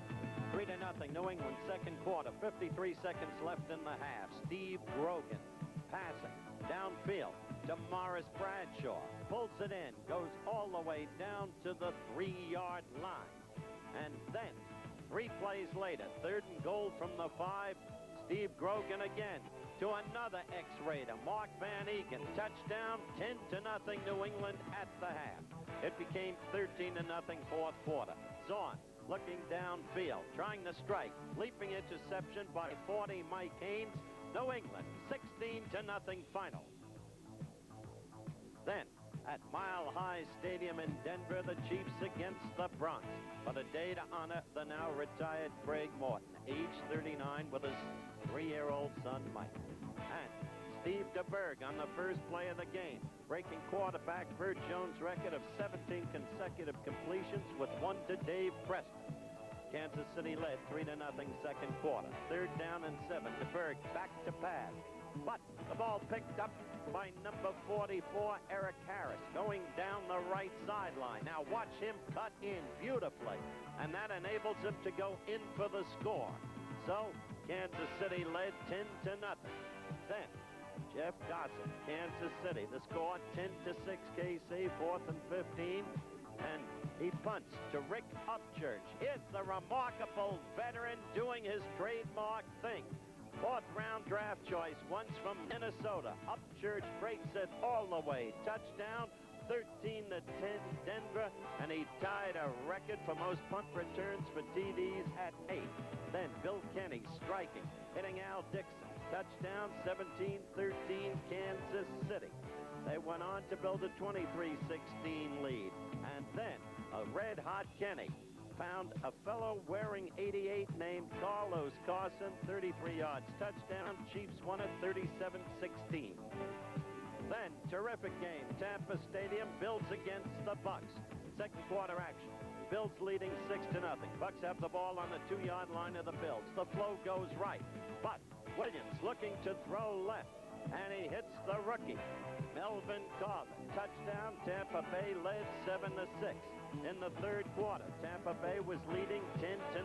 They have the ball on their own 34, 2nd and 7. He attempts to pass. Williams does, but the ball is intercepted by Bill Simpson. And now the Bills ready to go on the offense again. The handoff to Roosevelt leaks. Touchdown, and it was 16-10 Buffalo. Tampa Bay has the ball on the Bills' 2-yard line. 2nd and goal. This time the throw is to the ex-Pittsburgh Panther, Gordon Jones. 17-16 Tampa Bay. It was that kind of game. It became 24-16 Tampa Bay. Buffalo with the ball at the Tampa Bay 10. Joe Ferguson, number 12, scrambling. Watch him go in for the score. 24-23 Tampa Bay. Then with less than a minute to go, Buffalo, 1st and 10 on the Bucks 19. The handoff to Leaks, the fumble, and he had been hit by Leroy Selman, picked up by Cedric Brown. The fumble was. Tampa Bay held on to win 24-23. In between the Jets and the Dolphins. We pick up with first quarter action. The score 0-0, and Richard Todd throwing to Wesley Walker, touchdown, 6-0 Jets, because here, incredibly, Pat Leahy missed an extra point, and that would ultimately cost the Jets the game. In the third quarter, it was 13-10 Jets. David Woodley throwing deep downfield, left corner, Dariel Harris out-leaping Jerry Holmes. And so it was 17-13 Miami. Fourth quarter, 17-16, Pat Leahy then connecting on a long field goal, 49 yards, and it was 19-17 Jets. Then with but seconds left, that kick by Uwe von Schaman. And so Miami had wrested victory from... Get things underway, but let's go back when the score was 3-0 Atlanta. Luckhurst had hit a 22-yard field goal. Montana rolls out, looks across the field, Fran. Dwight Clark is there. And guess who? Dwight Clark again. I think he kind of likes Dwight Clark and looks for him. All right, here's Bartkowski. This is a tremendous effort by William Andrews. He's going to take a swing pass from Bartkowski, run right over Ronnie Lott. And you know what kind of tackler Ronnie Lott is, a great tackler. He's going to shed Williamson. He's going to shed, and then he's going to pull Eric Wright along with him for about another 30 yards. This really set up the Atlanta touchdown. Tremendous effort by William Andrews. We've seen him do it twice in 2 weeks. Last week against Steve Wilson of the Denver Broncos. There he carries Eric Wright. That set up a touchdown. The 49ers were very stiff down around their own goal line. Then it was 3rd down, goal to go, 1-yard line. Watch this. Play action. Bootleg by Bartkowski. Nowhere was that in the computer printout on what the Atlanta Falcons do offensively. No way to defend against that. They were stopping the inside run. It was 3rd and about 2 or 3 inches. Well-executed play. Good call by Lehman Bennett from the sideline. And Atlanta went into the locker room with a 10-7 lead. Once again, we'll take a look at the statistics of the first quarter. Watch how they varied through the second quarter. This is first quarter stats. Virtual standoff, as you can see, 68-40 total yards. And the teams were locked at 0-0. But in the second quarter, you can see Atlanta assuming definite command. The Niners only 3 first downs. And Montana's passing game totally choked off. Couple of big plays by Atlanta. You saw the one a moment ago of William Andrews. There was also a strike coming from Bartkowski to Jackson. We're set to go. The importance of this game once again. The Super Bowl champions, led by this man, Joe Montana, are 2-4 of the season. They've lost their first 2 games to the Raiders and then Denver. Then after the strike, they came back. They beat St. Louis, they beat the Rams, and then they lost to New Orleans. And a week ago yesterday, they lost in a real shootout to San Diego. Imperative tonight's game, well, you'd have to say it would be. For the 49ers, they'll close out the season at Kansas City, which is playing good football again. And then they'll be back here for their January 2 game against the Rams. And if you look here tonight, Candlestick Park, known for the wind tunnel that it is, there's really no wind tonight. It's a little chill in the air, but a nice football night. And you kind of think that, can these defenses hold the offenses for another half like they have the first half? I don't think they can. I expect both offenses to be a little more successful during the second half. Niners, if they're going to win, are going to have to stop Atlanta's running game. Wersching kicks it high. It'll be short, and Hodge is there, but is picked off and taken there by Blaine Geisen. And Geisen gets back close to the 25-yard line, where it'll be first down and 10 Atlanta. We anticipate Bartkowski, Andrews, and a whole lot of rookie Gerald Riggs. But right now, we open it with our setbacks. Glenn Kane, number 21. Andrews, 31. The wide receivers, Dinkins, 84. Jackson, 85. The tight end is Junior Miller. Second half underway. 10-7, Atlanta over San Francisco.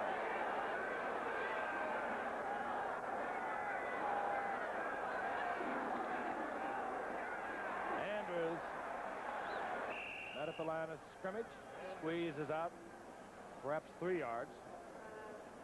Call it second down and 7. That's another stat about Andrews that we don't talk much about. He doesn't fumble the ball much. With all the good things they're saying about William Andrews, I asked the question, is there a better running back in the National Football League than William Andrews?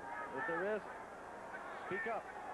In 3 years and 7 games, over 4,000 yards. He went over that mark tonight. Second and 7. Bartkowski, Kane. Kane takes a couple of tackles, and he gets a first down. Out over the 38-yard line.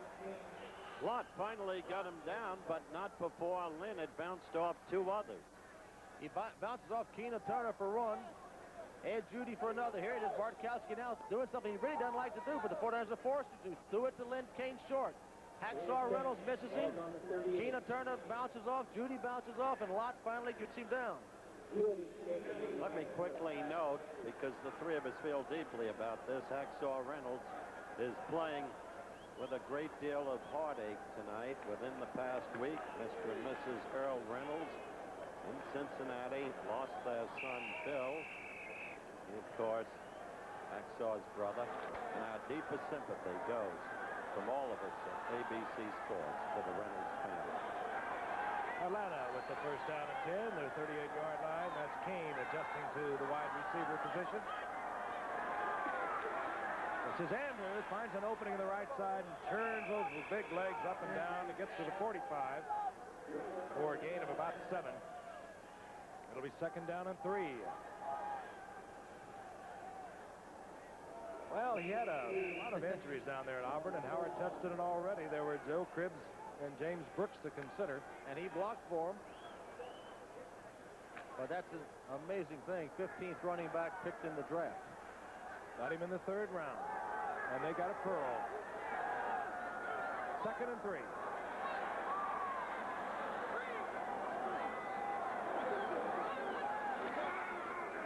Andrews.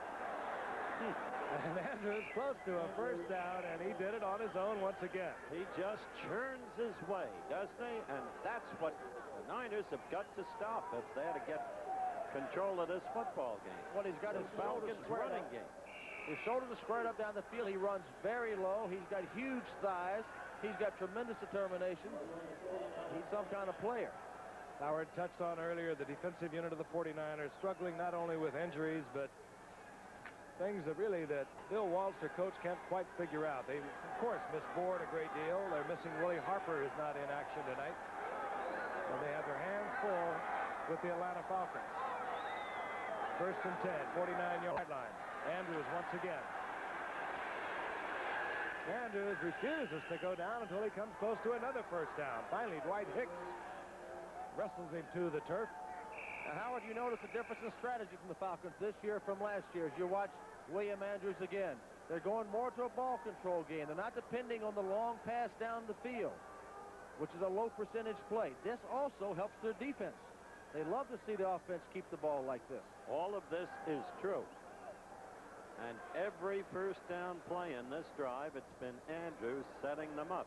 And on this last run, they may have achieved a first down. Yes, they did. And Andrews now is ripping off the big gainers. In the first half, he was collecting the 3s and the 4s, real tough yardage. But now he has ripped off a couple of big gainers here in the opening moments of the first half. What's nice to see is that the San Francisco fans are not blaming Coach Walsh. He was a genius by acclamation a year ago. He's the same coach now. First down, just short of the 41-yard line of the 49ers. Play action by Bartkowski. Tries to go to Andrews out of the backfield, incomplete. It'll be second and 10. Bart's having a hard time finding receivers. He had a nice play pass action, no pressure. He had Junior Miller wide open on a drag out. And then he threw to Andrews and didn't throw it as well as he'd like to. But they're succeeding running Andrews, as I just noted, on first down in every series. But it was all right to change up and fake the run into the line and have the play pass, but he just didn't execute it very well. Of course, Lehman Bennett calls the plays from the sideline. It's not Bart's call. I understand. Second and 10. Kane split to the left. Andrews, the single setback.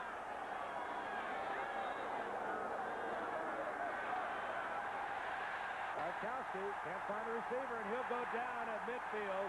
Second sack of the night for the 49ers, who came into this game with only 8 in the previous 6 games. The 49er coverage is confusing Bartkowski. When you see him start patting his feet and dancing with his feet, you know that he is in trouble. He's not sure of himself. It took a time, but Hardy finally got to him. Third down and just about 20. 49ers shuffle in their prevent personnel. Reynolds comes out. Judy comes out. They bring in Lynn Thomas as one deep back. Bartkowski. No way. Picks off Ronnie Lott. Ronnie Lott, his first interception of the season. And he brings it back to the 45-yard line for Bartkowski, his second interception. I don't think you're going to see Lehman go to the pass in a hurry. Well, Lehman called the pass, but Jenkins has no way. He's double covered. Lott's in front of him. He's got a man behind him. One should never been thrown because a man in front, a man behind. And Alfred Jenkins trying to strip the ball from Ronnie Lott, but couldn't quite do it. Good play by Ronnie.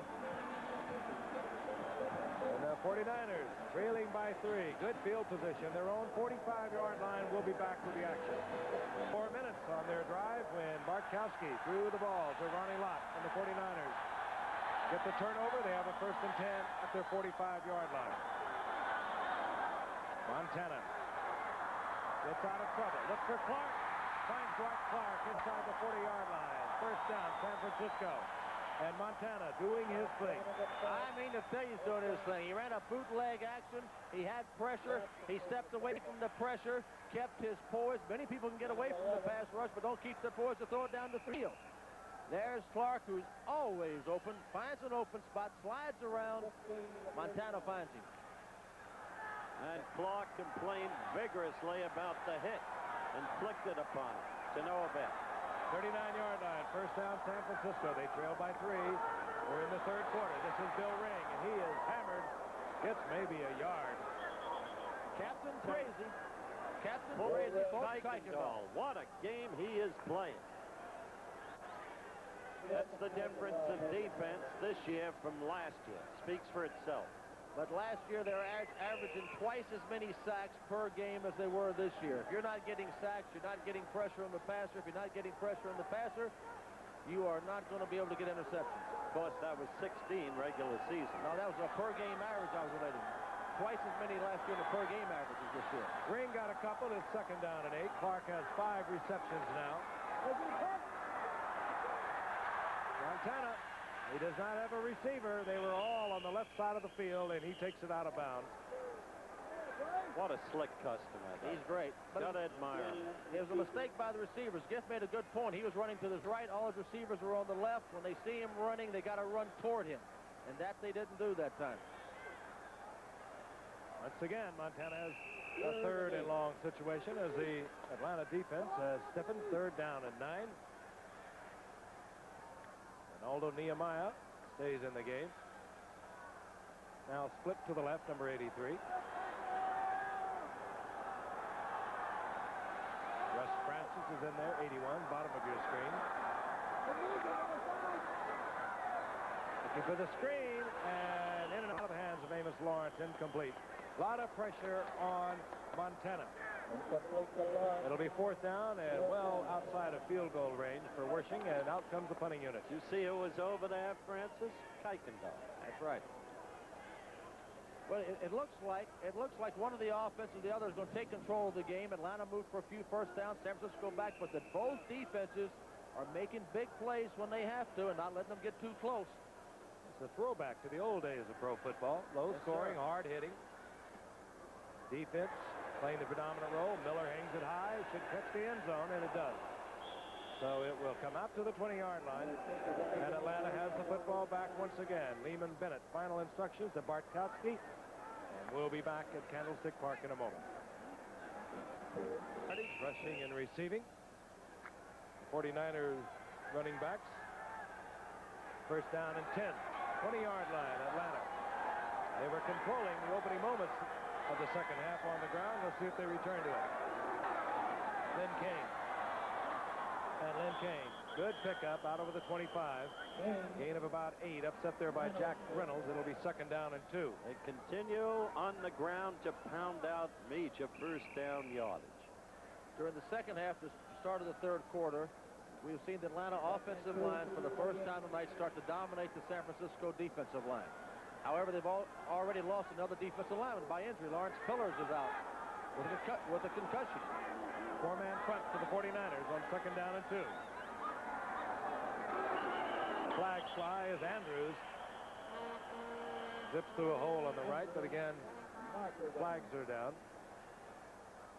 And they were quick flags that indicate offsides or motion. Offense, left tackle. A little quick movement by Mike Ken over the left side.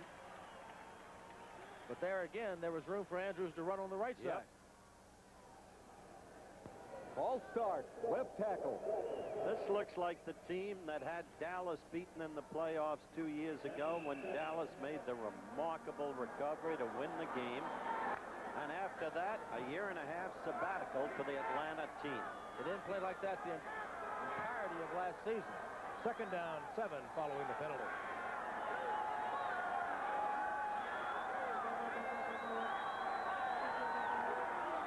Andrews to the 25, gain of a couple. It'll be 3rd down and 5.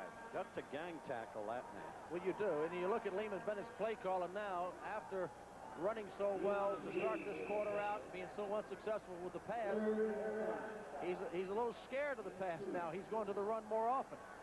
3rd and 5, it's a passing down, but I wouldn't be surprised to see Bennett call another run. 49ers move into their prevent. 3 wide receivers for Atlanta. Floyd Hodge, George Jackson, and Jenkins. Hanging it up. It's Jenkins, and he is tripped up, and they'll call that on the spot. And that's a good call. Eric Wright stepping on Jenkins, but down he went. Good call, Giff. You're absolutely right. I'm sure he didn't mean to do it. Eric Wright didn't mean to do it, but he did.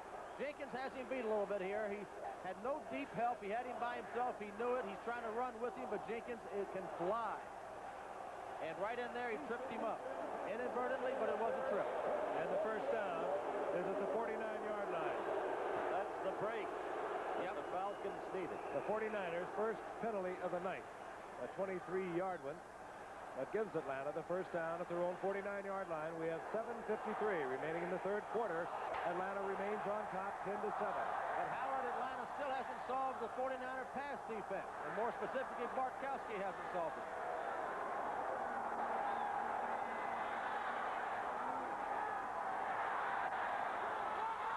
Going deep, and just off the fingertips, the outstretched fingertips of racing Stacey Bailey, the rookie speedster from San Jose State. Quick kid. In that preseason game, he showed us a lot. Now on that play, he had two options. Either to throw the deep ball as he did. He also had a screen, a one-man screen to Andrews out to the right.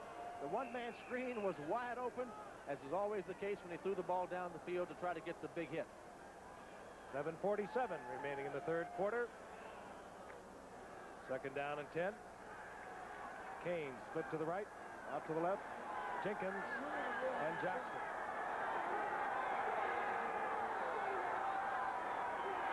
Andrews, right side. Breaks it back against the grain. Flag is down as Andrews gets about 4. And that should be a holding.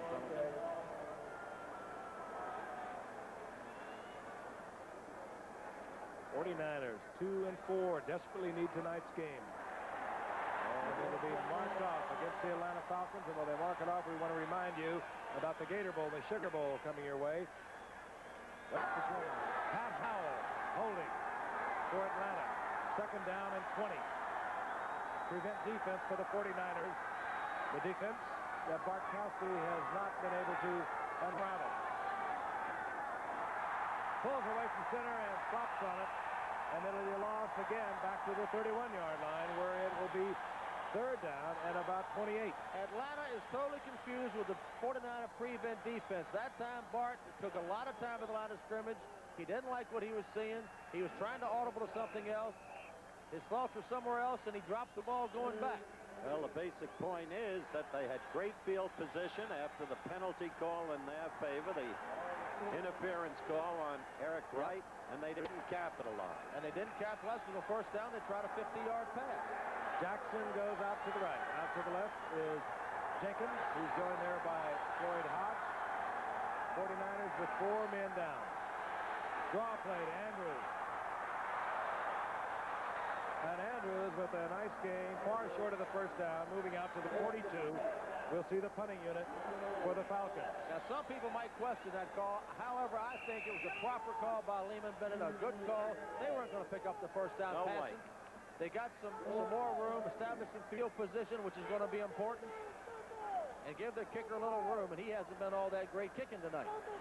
He is not ripping up the league, George Roberts. And Freddie Solomon, he can. Dangerous return man. Another bad kick by Roberts. This is McLemore. And McLemore gets up close to the 39-yard line. Again, good field position for the 49ers. Now, let's see if they can do something with it. We have 6:12 remaining in the third quarter, and we'll be right back. And then tries to kick again. Now, you make the call. If Girella's second kick had been good, would it have been a legal field goal? It's ball. And it is never legal for any player, even a kicker, to purposely kick a loose ball. No field goal. George Roberts, a 31-yard effort. He's had a pair of 28-yard punts. And then Atlanta is saying, John James, phone home. 39-yard line, first down the 49ers. Russ Francis in motion. Montana Nehemiah does not handle the ball. It was a tough catch to make by Nehemiah, but the timing of the pass by Montano was extraordinary. He's flying down the field. You have to give him some respect, which Butler was. He makes the outbreak. Montano had thrown the ball before he broke out, and he put it on his hands, and he should have caught the ball. Those are things that he'll learn as a receiver. And, of course, Nehemiah, a hurdler, not a football player. When he made that break to the outside, he should have put it on. Yep. Second down and 10.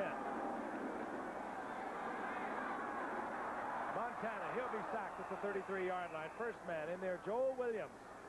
And Big Don Smith. Joel Williams, the guy responsible for the sack. I can't remember Montana being stopped this way. Watch Joe rolling out to the right. Joel Williams does the proper thing. He beats Bill Ring, keeps him inside of him, and then he funnels him back into Big Don Smith, the nose tackle. And he makes the play. And a third down and 16 now for the 49ers. Not a comfortable position against a defense like Atlanta, the way they've been playing the past few games. White Clark, split to the right. Nehemiah, top of your screen. Blitz again. They pick it up, and Montana goes down with no open receiver. And it's Big Don Smith again. His second straight sack, and he's playing that nose guard about as well as anybody is in football. Big play. Tremendous performance by this Atlanta team. If they should hang on to win tonight, they're just about in the playoffs. They'll be 5-2. But Bill Walsh, of course, and his championship team of a year ago, a defeat probably ended for them. It's interesting that the offense has been carrying the Falcons for the last year and a half, but you win with defense, and the defense has carried them the last couple of weeks and also tonight. Jim Miller to punt. This will be Billy Johnson from his 35-yard line. Tries to crack the seam and gets to the 45-yard line, does Billy Johnson. And again, Atlanta has good field position. And one of the rare defensive shootouts that we have seen in a long time.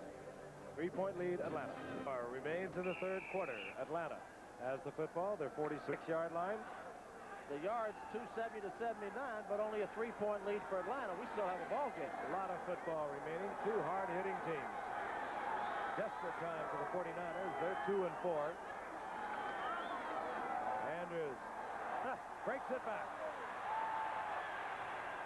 William Andrews putting on a show tonight. Gets to the 45-yard line, short of the first down. Up into there by Eric Wright. Very carefully, you might add. One of the best individual performances by a running back we've seen. But as you see Andrews here, go to the right, nothing there, comes back to the left. He does this every week, guys. I mean, he plays the same level every week. Watch him finally. He'll always get his shoulders eventually turned upfield, which he did there, close to the first down. Second, less than a yard. The ball just inside the 45-yard line of the 49ers. Lynn Kane, flag is down. You saw the movement at the line of scrimmage. Kane has the yardage for the first down. Bartkowski used a stutter count then, Giff, and that stutter count probably got the offsides for him. It did. And that will be first down Atlanta. An additional yardage as Atlanta will take the penalty.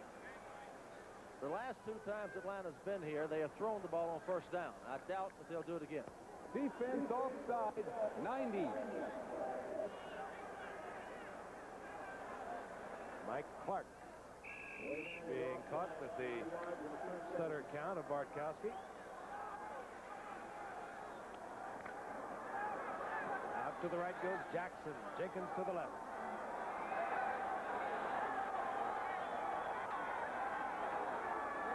Draw play, Andrews. And he just gallops inside the 33-yard line for another pickup of about 7. And if you just tuned in, this is the William Andrews Show, featuring number 31. He is having himself a night. He's doing it the hard way. 94 yards, 19 carries, but they have been big bursts here in the second half. But the Atlanta defense is still the key. They have totally nullified Montana's mobility. They've been astounding. Kane is left. Jenkins, Jackson, the two wide receivers, top of your screen. Second down, long 2. Andrews held short of the first down. That is a very interesting call, Giff. A draw play on second and second and 2. I haven't seen that very often, but when you got William Andrews, I don't guess it really matters what you call. But he didn't make the first down. Third down, just a little more than 1. That's the time remaining in the third quarter, and a 3-point lead. Atlanta 10, San Francisco 7. I would certainly expect Atlanta to run the ball here, because if they don't make the first down on third down, I would expect them to go again on fourth down.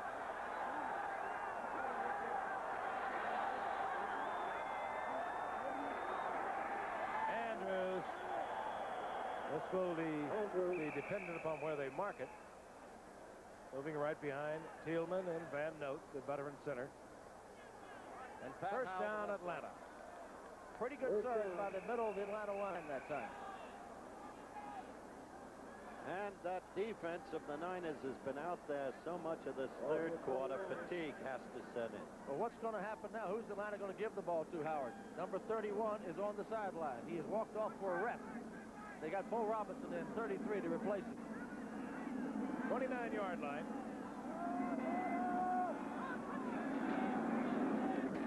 Lynn Kane. A yard, maybe a yard and a half. It'll be second down and long. Lynn Kane now alternating a great deal of the time with the rookie from Arizona State, Gerald Riggs. He was a fourth-round draft pick, was Lynn Kane, back in '79, same year that Andrews came up.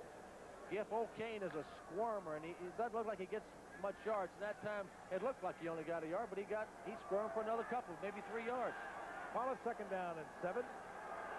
Inside the 26-yard line, Atlanta moving once again and doing it on the ground.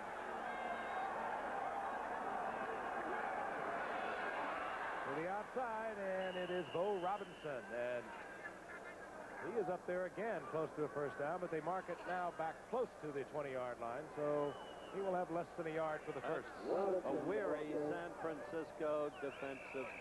They have been out there now. almost the entire second half. Right, taking its toll.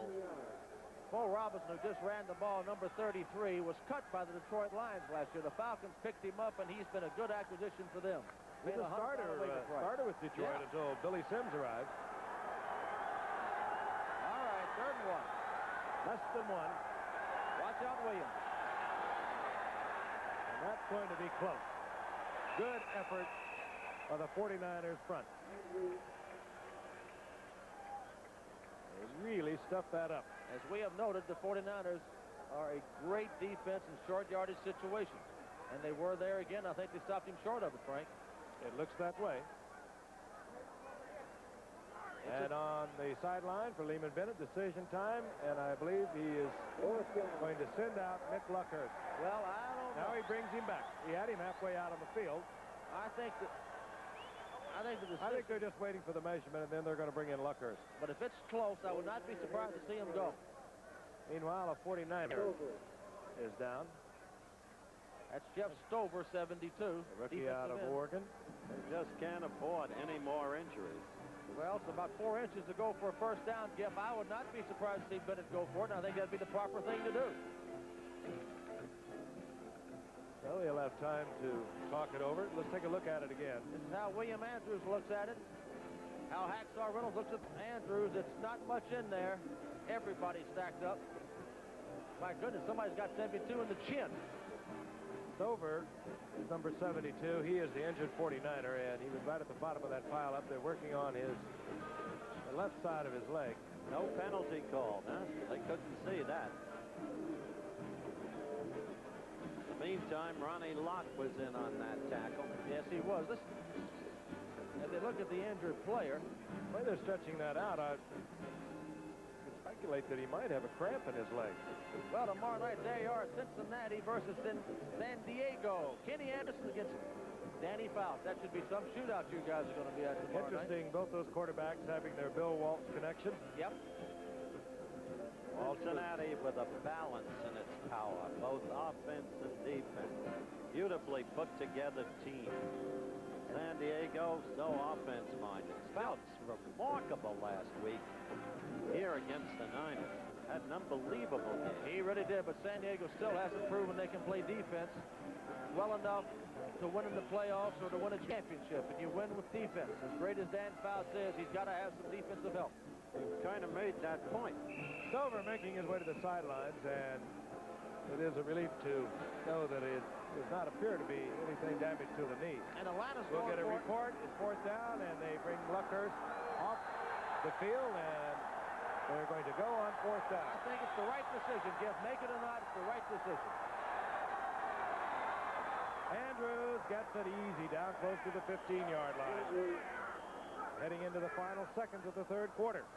The reason it's the right decision, a a 6-point lead on Joe Montana is not much of a lead at all. Look All at right, time of that's my point. That's why the San Francisco defenses have grown so weary. They've been out there the whole quarter. And the reason for that, it takes more energy to play defense than offense. How's that? First down and 10 at the 15-yard line for Atlanta. On the drive again, they lead 10-7. They'll let the final seconds expire here in the third quarter. Andrews has gone over 100 yards. We'll be back with fourth quarter action. But right now, this word from our local stations. Falcons 4-2 on this season. A win tonight, they'll be 5-2, looking awfully good for the playoffs. For the 49ers, the defending Super Bowl champion 49ers, they're 2-4. A loss could pretty much dim the lights for their season. Atlanta has a first and 10, 15-yard line of the 49ers. They lead 10-7, and this is Gerald Riggs. And Riggs breaks tackles and gets inside the 10-yard line. A gain of about 8. Offensive line is just chewing them up. Let's look at the stats. Yep, okay. 49ers taken. What you got with Riggs there, Howard, you got a fresh back going against a tired defensive team. Riggs has had he could rest the entire third quarter. That's true. But the 49ers have been going on, and they got another injury to John Hardy. John Hardy is down for the 49ers. All right, there were the halftime statistics, which you previously saw. It was all Atlanta in the second quarter after a virtual standoff. Neither team had scored in the first quarter. But through the third quarter, look at the first down domination. Look at the rushing yard domination, the passing yard, total domination, and, of course, total control in time of possession, which when the control is that total, the statistic matters, and it's still only a 3-point ball game. Those numbers for the 49ers are shocking when you consider that their quarterback, Montana, at 5 consecutive games has gone over 300 yards on his own. Exactly so. But, Frank, remember last year? This was the kind of game the Niners would win, the kind they're not winning this year. Well, Howard, only out of this by 3 points, and even with Atlanta dominating, we've got a lot of football remaining. But I never saw San Francisco dominate as they have been tonight, especially the third quarter. It's hard to play offense when you only have the ball for 2 minutes during the entire third quarter. The name of the game to win back when Bronco Nagurski played was defense. And defense won. The 1982 defense still wins. Montana's having as good a year as you could possibly have as a quarterback, and yet they're 2-4 going into tonight. How do you know about Nagurski? You never saw him. I saw Bronco this summer. Hardy comes out, and Lawrence Pillars came in for Hardy. Now, we've already told you, Pillars, we were told, had a slight concussion, if there is such a thing. But he is back in there playing on the nose. Wrong time of year for you to see Bronco. Second down and 3. Andrews gets the first down, and more moving inside the 3-yard line is William Andrews, where it'll be first down, goal to go. First and goal. Howard, I was up in International Falls, Minnesota. That's the home of Bronco Nagurski. Still lives there. Looks great. He's in his 70s now, and I visited with him, and what a legend he is in this game. What a great player he was for the University of Minnesota, Chicago Bears. As you look at the total yards for William Andrews against the 49er running backs, all of them. Again, that's passing and rushing. Pass receiving and rushing. First down, goal to go. And this set, it should be Riggs. Riggs. And he does not get in, I don't believe. Just inside the 1-yard line, the rookie from Arizona State. Give the 49ers credit. Some kind of gutty performance. They're tired. They've been driven on the entire night, but they get down the goal line and they stiffen up. Just inside the 1-yard line, second down, goal to go. And Lawrence Pillars is going back in the game. Great fumble, but play with rules yet. We had a report that he had a concussion, Howard, and he's back in the game. He had been there in a prior down, and then they bring back their goal line defense, and that means Pillars comes back in. Hardy's back in there, too, we might report.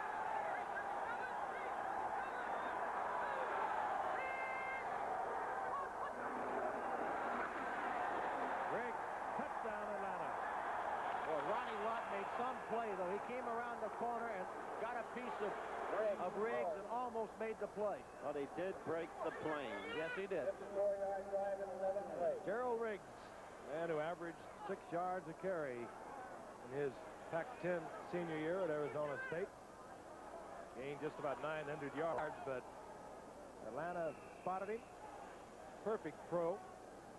6'1", 230 pounds, and does he complement William Andrews? And, Giff, there's a lot of criticism in Atlanta when they drafted Riggs. They said, why not draft a defensive back or someone to help the defense? You never have enough running backs. Luckhurst for the conversion. Borowski holds. Sanders snap. And Atlanta has extended their lead by 10. They lead 17-7. We have 13 minutes remaining in the game. And but Atlanta gets it in, and they move out on top 10 by 10 points. They lead 17-7. Luckhurst to kick off. Amos Lawrence. Dana McLemore deep for the 49ers. They need to get something happening. McLemore, the rookie from Hawaii. And they are hitting here tonight, ladies and gentlemen. And 49ers will have a 1st and 10 at their 20-yard line. That's a vibrating machine on William Andrews. Well, I hope not. Well, Yeah, it's supposed to massage his apparently hamstring. for his hamstring. What will they come up with next? It's given him a supercharge tonight, I'll tell you I that. think it's probably a heating apparatus when they plug him into the bench when he comes out. Well, everybody ought to wear one. Now we have another 49er That's remaining on the turf, Amos Lawrence. Always the knee. Lawrence is being looked at, we told you earlier. Draft pick by the San Diego Chargers, and could not come to terms, so the 49ers was able to get him for a 4th-round pick. How about that? Tough night. And not all Joe Montana's fault. Good aggressive defense on the part of the Falcons. He's lost his Great veteran there, Frank. I'll Jeff tell Van you, Note. what a crusty old veteran, Jeff Van Note. He's the leader of the offensive line, the leader of this football team. Been around a long time and some kind of player. And we'll be back in just a minute. to a 10-point lead, 17-7. We have 13 minutes remaining in the football game, and as I said, perhaps a season for the 49ers. They're 2-4, and they desperately need a win tonight. And they are struggling against a very tough Atlanta defense. 1st and 10, the 49ers at their 20-yard line. Montana dumps it out to Earl Cooper. And Earl Cooper struggling for 1st down yardage, coming up a little short. They're not booing, they're shouting Cooper, Cooper here at Candlestick Park. He had a great string going. He sure did. Well, if he gets 300 tonight, we've got a story, boys. Earl Cooper. It'll be From Rice. 2nd down and about a yard, and Amos Lawrence, by the way, limped off. Jeff Moore, the most productive running back for the 49ers, went out early with bruised ribs. He can't play anymore tonight. Well, flags are down, whistles blowing. Montana moves away from the center. And we'll let Ben Russ sort it out. False start, number 78. Over the left side, Lindsey Mason. There's another problem the 49ers have had. Their number 2 draft pick, their first choice, Bubba Paris. False start. Bubba Paris, who was slated to move into that left tackle spot, was injured early in the year, so Lindsey Mason, a reject from the Oakland Raiders, is there. Goodyear Blimp Columbia is watching it all. 2nd down and 5.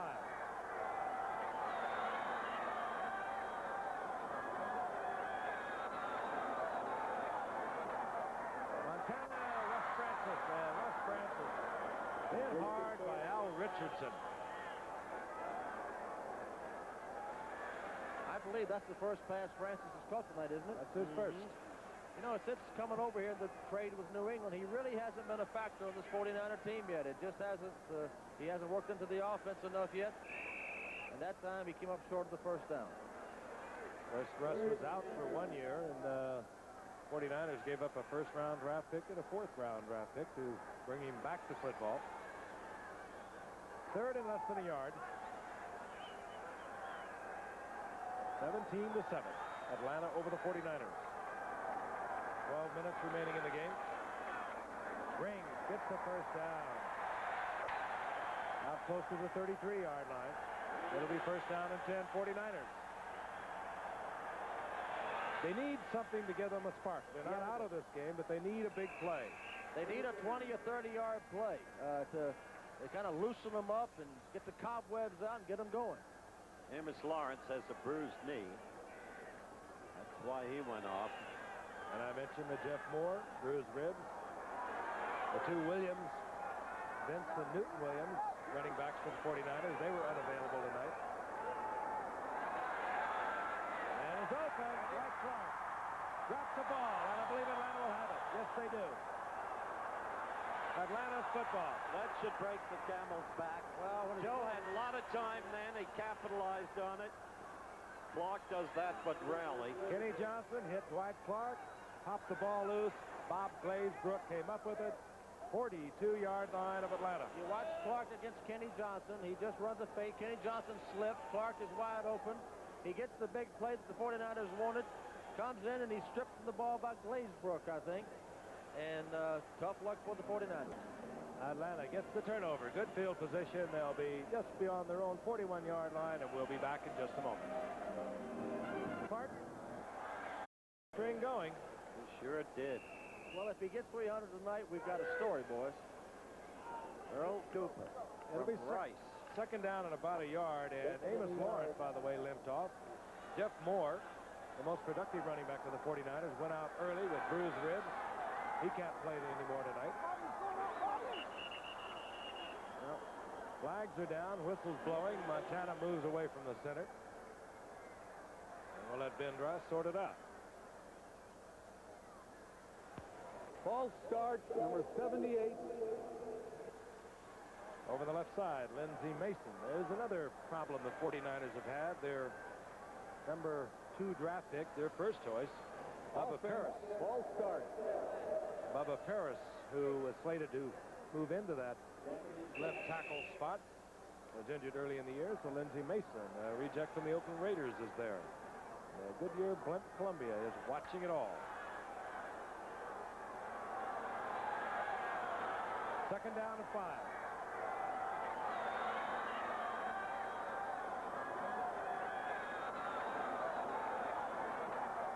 Montana, West Francis, West Francis. Hit hard by Al Richardson. I believe that's the first pass Francis has caught tonight, isn't it? That's his first. You know, since coming over here in the trade with New England, he really hasn't been a factor on this 49er team yet. It just hasn't, he hasn't worked into the offense enough yet. And that time he came up short of the first down.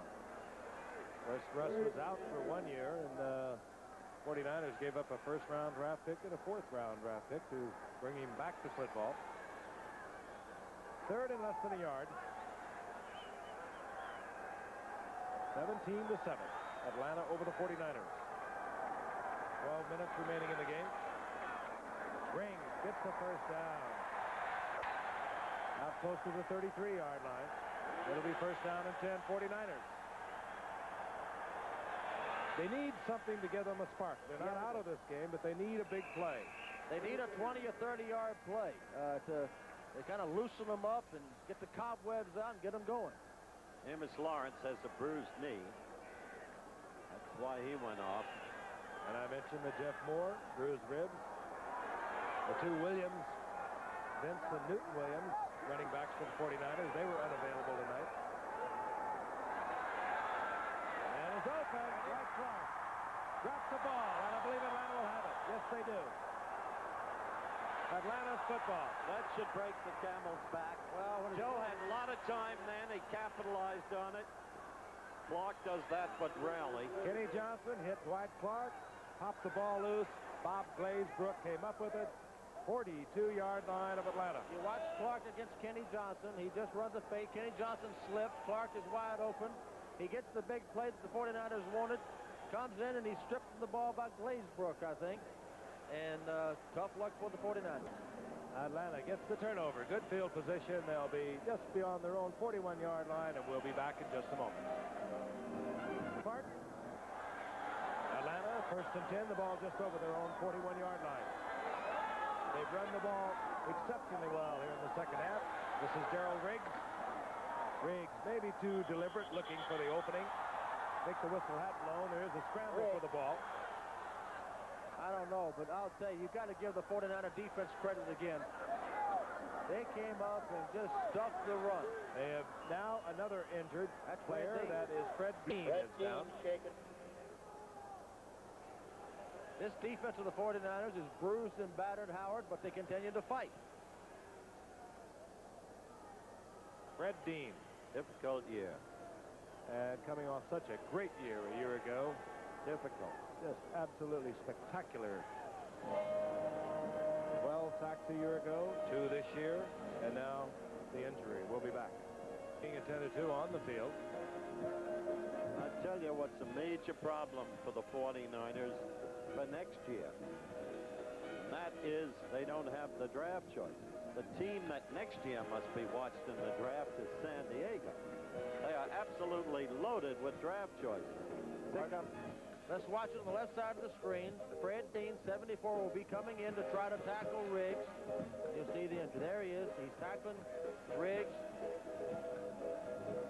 He's down. He twisted his knee, I guess, or I don't know. It just... They're working on his left side, either his shoulder or the rib carriage on the left side.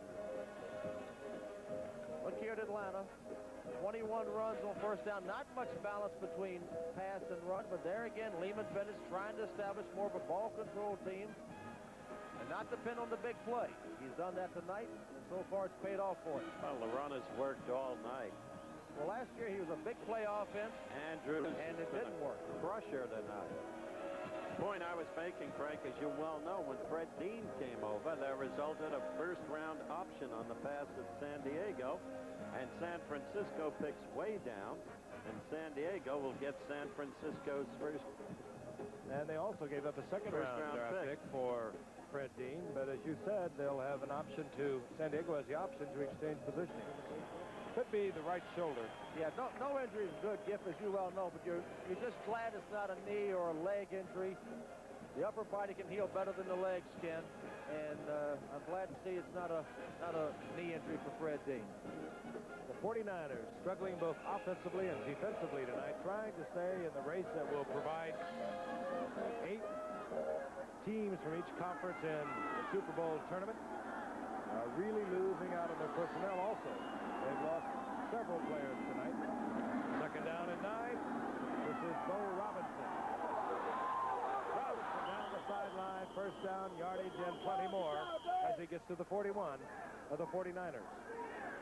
Dwight Hicks taking him out of bounds. Bill Robinson seeing quite a bit of action tonight, usually in positions when William Andrews has been fatigued, and he has been a workhorse tonight. William Andrews. I'll tell you, Atlanta's got 4 pretty good running backs there. The Kane and Robinson go along with Big William. Bartkowski and the Falcons in control.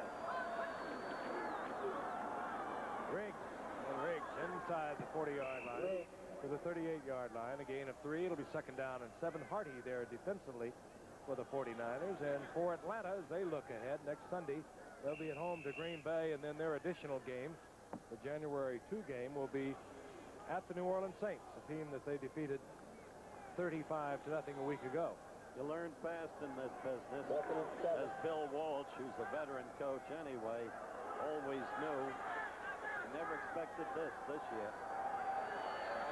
Robinson is a single setback. Riggs is flanked to the right, and Robinson will try the right side. And Robinson, good yardage, and he'll have another Atlanta first down, close to the 30-yard line. You know, the interesting thing, Giff, we're up here with 9.5 minutes left to go in the game. You kind of get the feeling Atlanta's got control and they're going to win. They're only 10 points up, but it does look like they've just now are just dominating San Francisco. They're broken-hearted over there on the defense.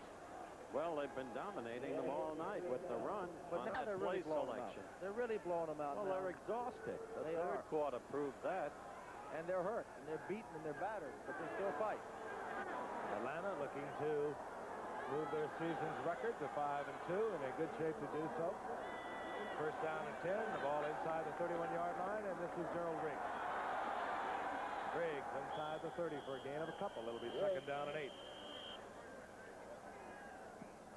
And the clock is ticking off vital seconds to the 49ers. It is Dean's shoulder. They're still working on it. Looks like maybe the right shoulder.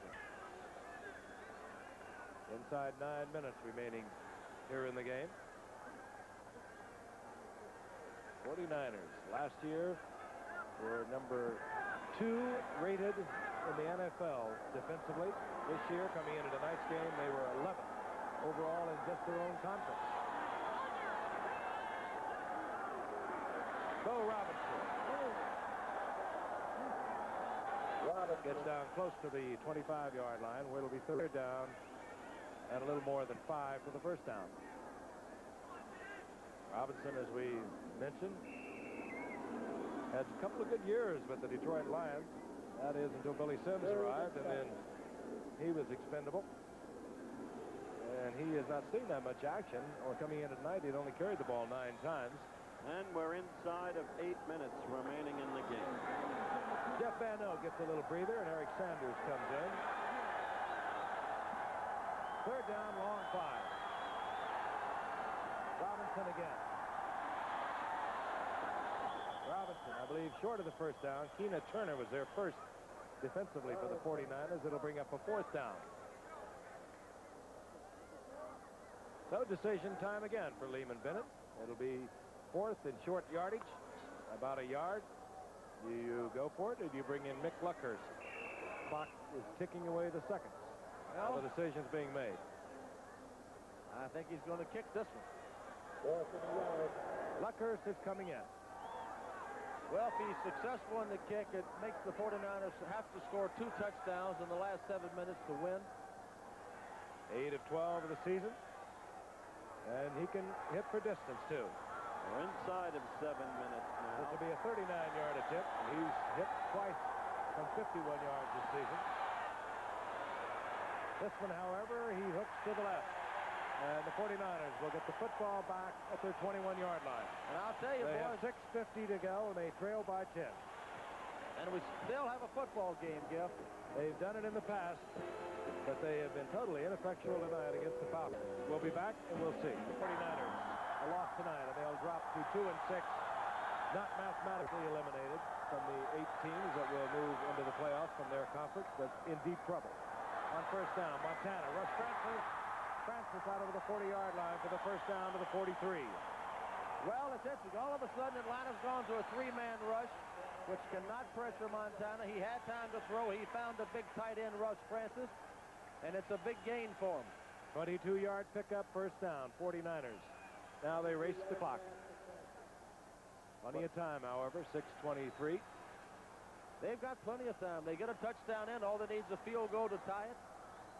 And they got as good a trigger man as there is in football at number 16, Joey Montana. Montana now 121 yards to over 3.5 quarters of tonight's action. In the air again on first down.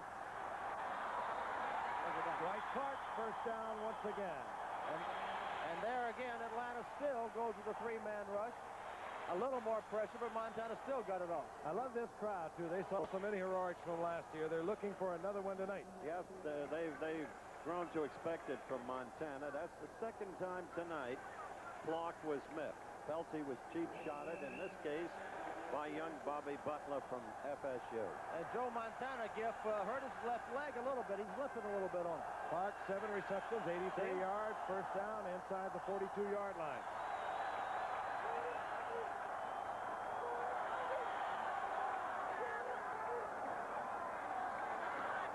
Three-man rush once again. Clark is open once again. And stops the clock as he gets out of bounds at the 27-yard line. Tom Pridemore defensively, but Clark once again, with his 8 receptions of the night, finds that little opening. He does it so well. Boys, don't pack your bags yet. This is a Super Bowl defending champion. They didn't get there because they didn't have heart. Because they do have heart. Montana to Clark. First down, 27.5-yard line. They're going. Well, I think Bennett made a mistake going to the 3-man rush, and I also would have gone for the first down. They were totally controlling the ball. He could have used up the clock much more. 5:50 remaining in the game. Mike Wilson, second-year man, Washington State, top of your screen. Earl Cooper. And Cooper rips off big yardage. He'll get about 9. They blitzed both outside linebackers. Joel Williams ran right by him, and they got a big play. And the 49ers are on a little bit of a roll. Clock stop, 5:45. 18-yard line of the Atlanta Falcons. The 49ers trailing by 10. Eddie Solomon into the lineup. Out comes Mike Wilson. Was Francis back in there? Plenty of great players. Block.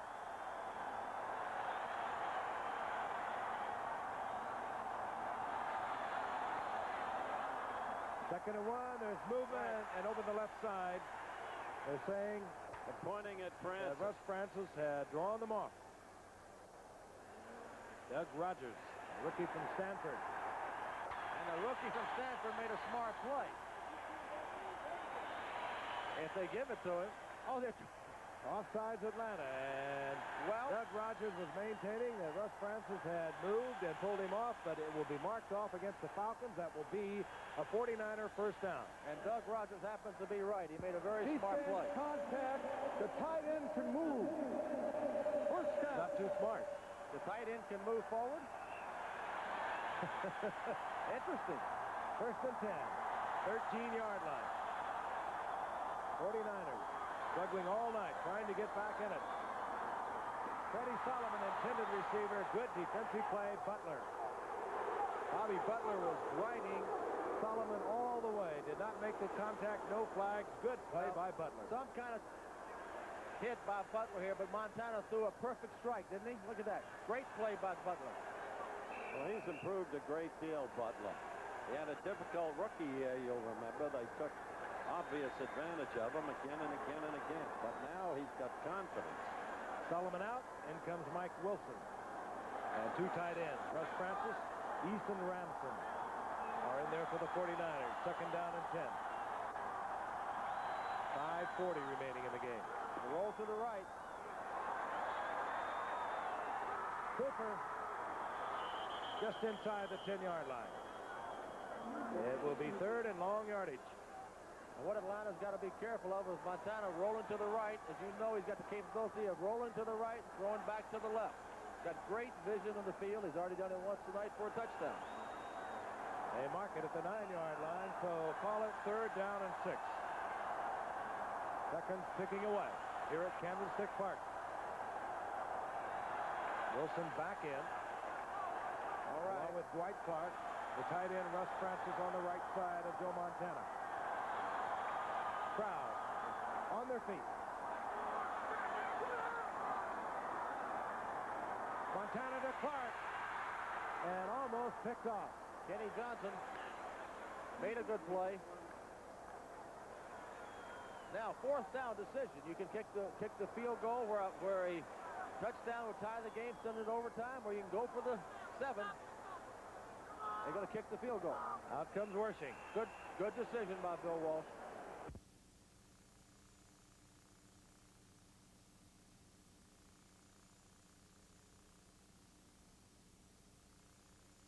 Hopefully we are reaching you.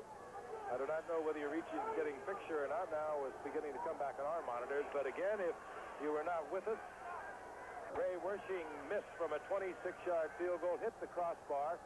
Briggs just ripped off a big gainer. Atlanta has a first down and 10 out of their 38-yard line.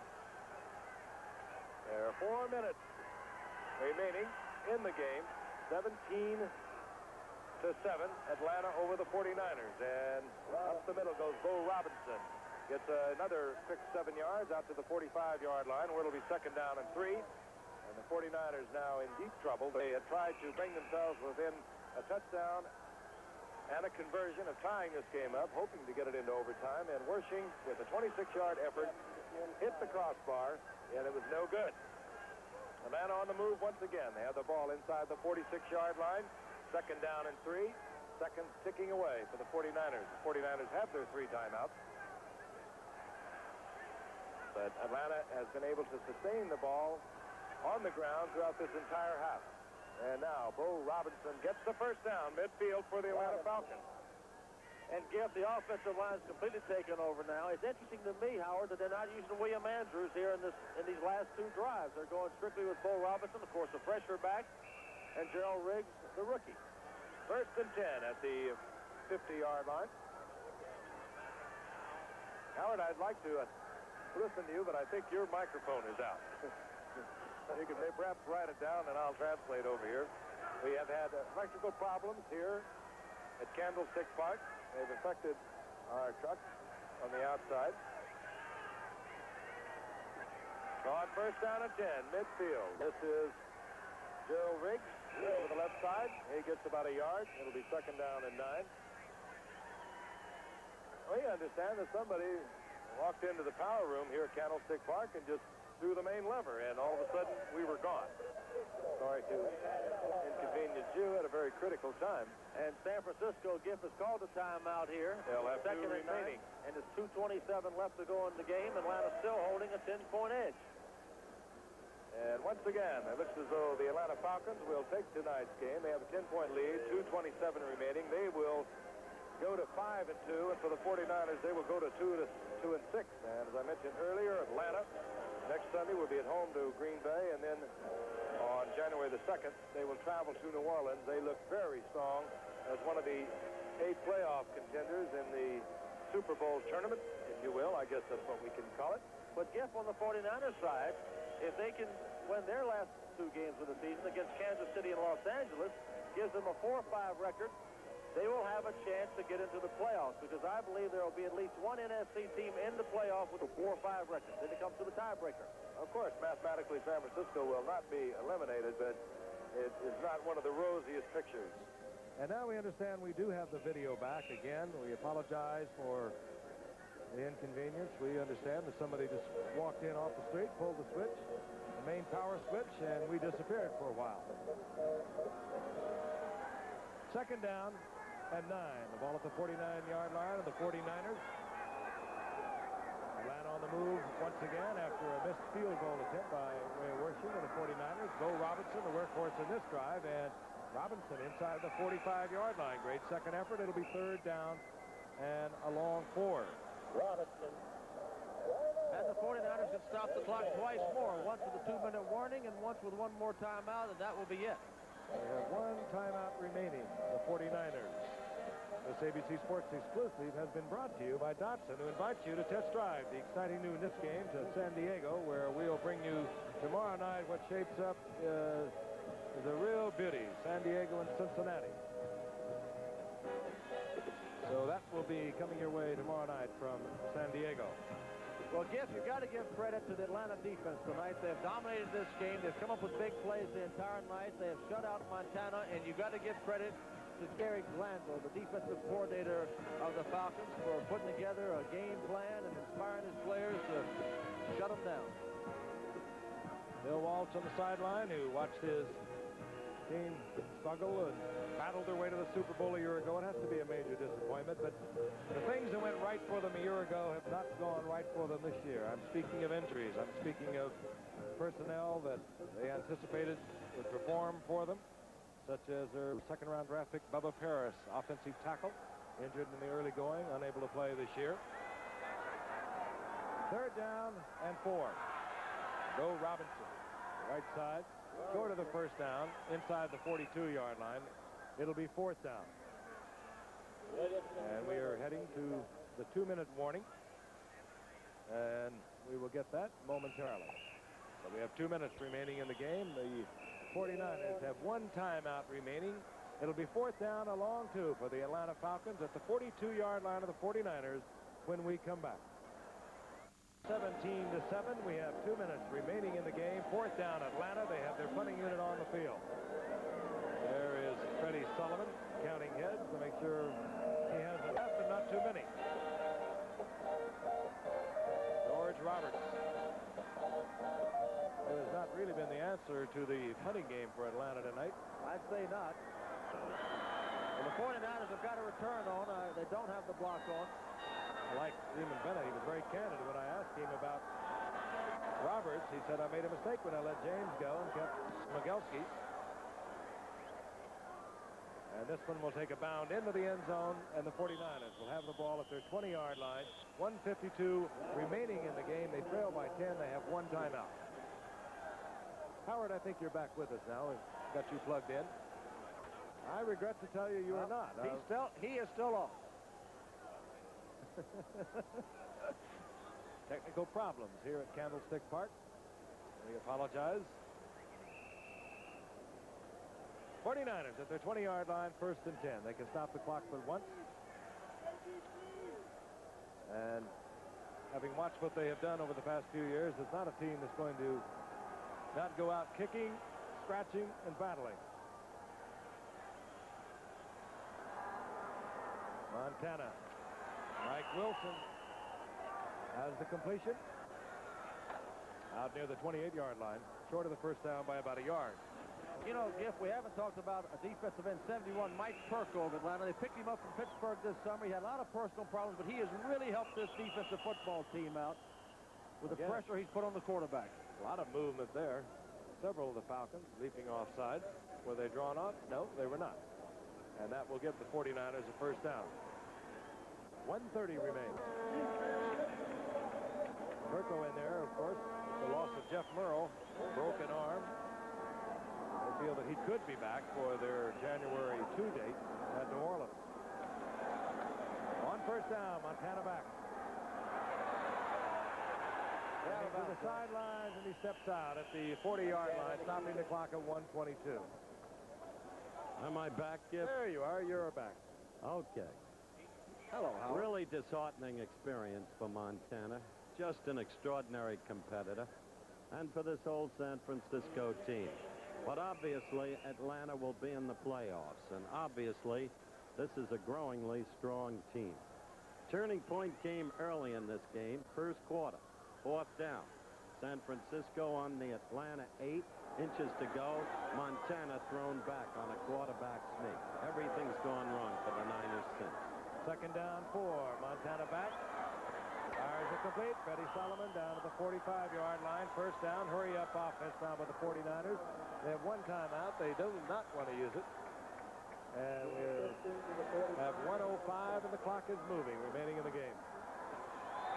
They need a big one. Have any hope at all. Out it goes to Cooper and off his outstretched fingertips.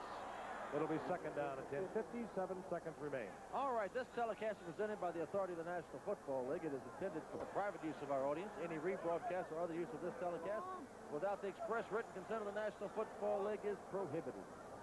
There they are. They flew so high a year ago to a Super Bowl victory over Cincinnati. They have had multiple problems with personnel throughout the year. The things that went right for them a year ago have not gone right this year. 2nd and 10.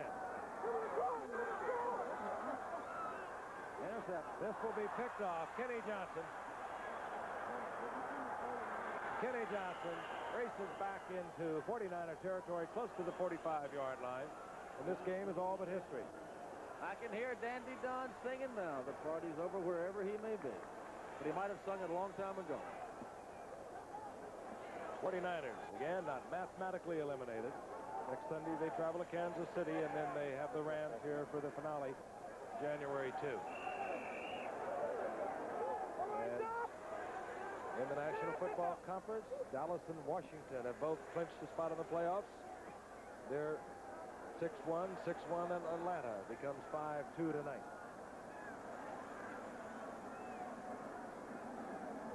And Giff, the Atlanta team will play a lot better offense than they did tonight in future games, I'm sure. The defense won this game tonight, but you've got to win with defense to get in the playoffs.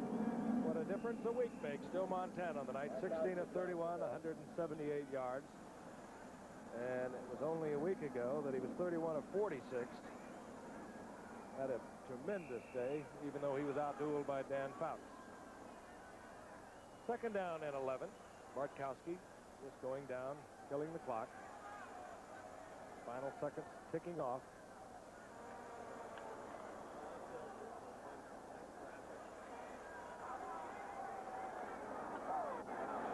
'49ers have one timeout. And they apparently will let the clock tick off the final 2 seconds. And Atlanta has won 4 out of their last 5. And they have moved to a 5-2 record. We'll be back with a final word in a moment. Local listings. Our blip has been provided by the Goodyear Tire and Rubber Company. Travel arrangements made through, and a promotional fee paid by United Airlines. United flies more people to Hawaii than any other airline. That's what Friendly Skies are all about. This has been a presentation of ABC Sports, recognized around the world as the leader in sports television.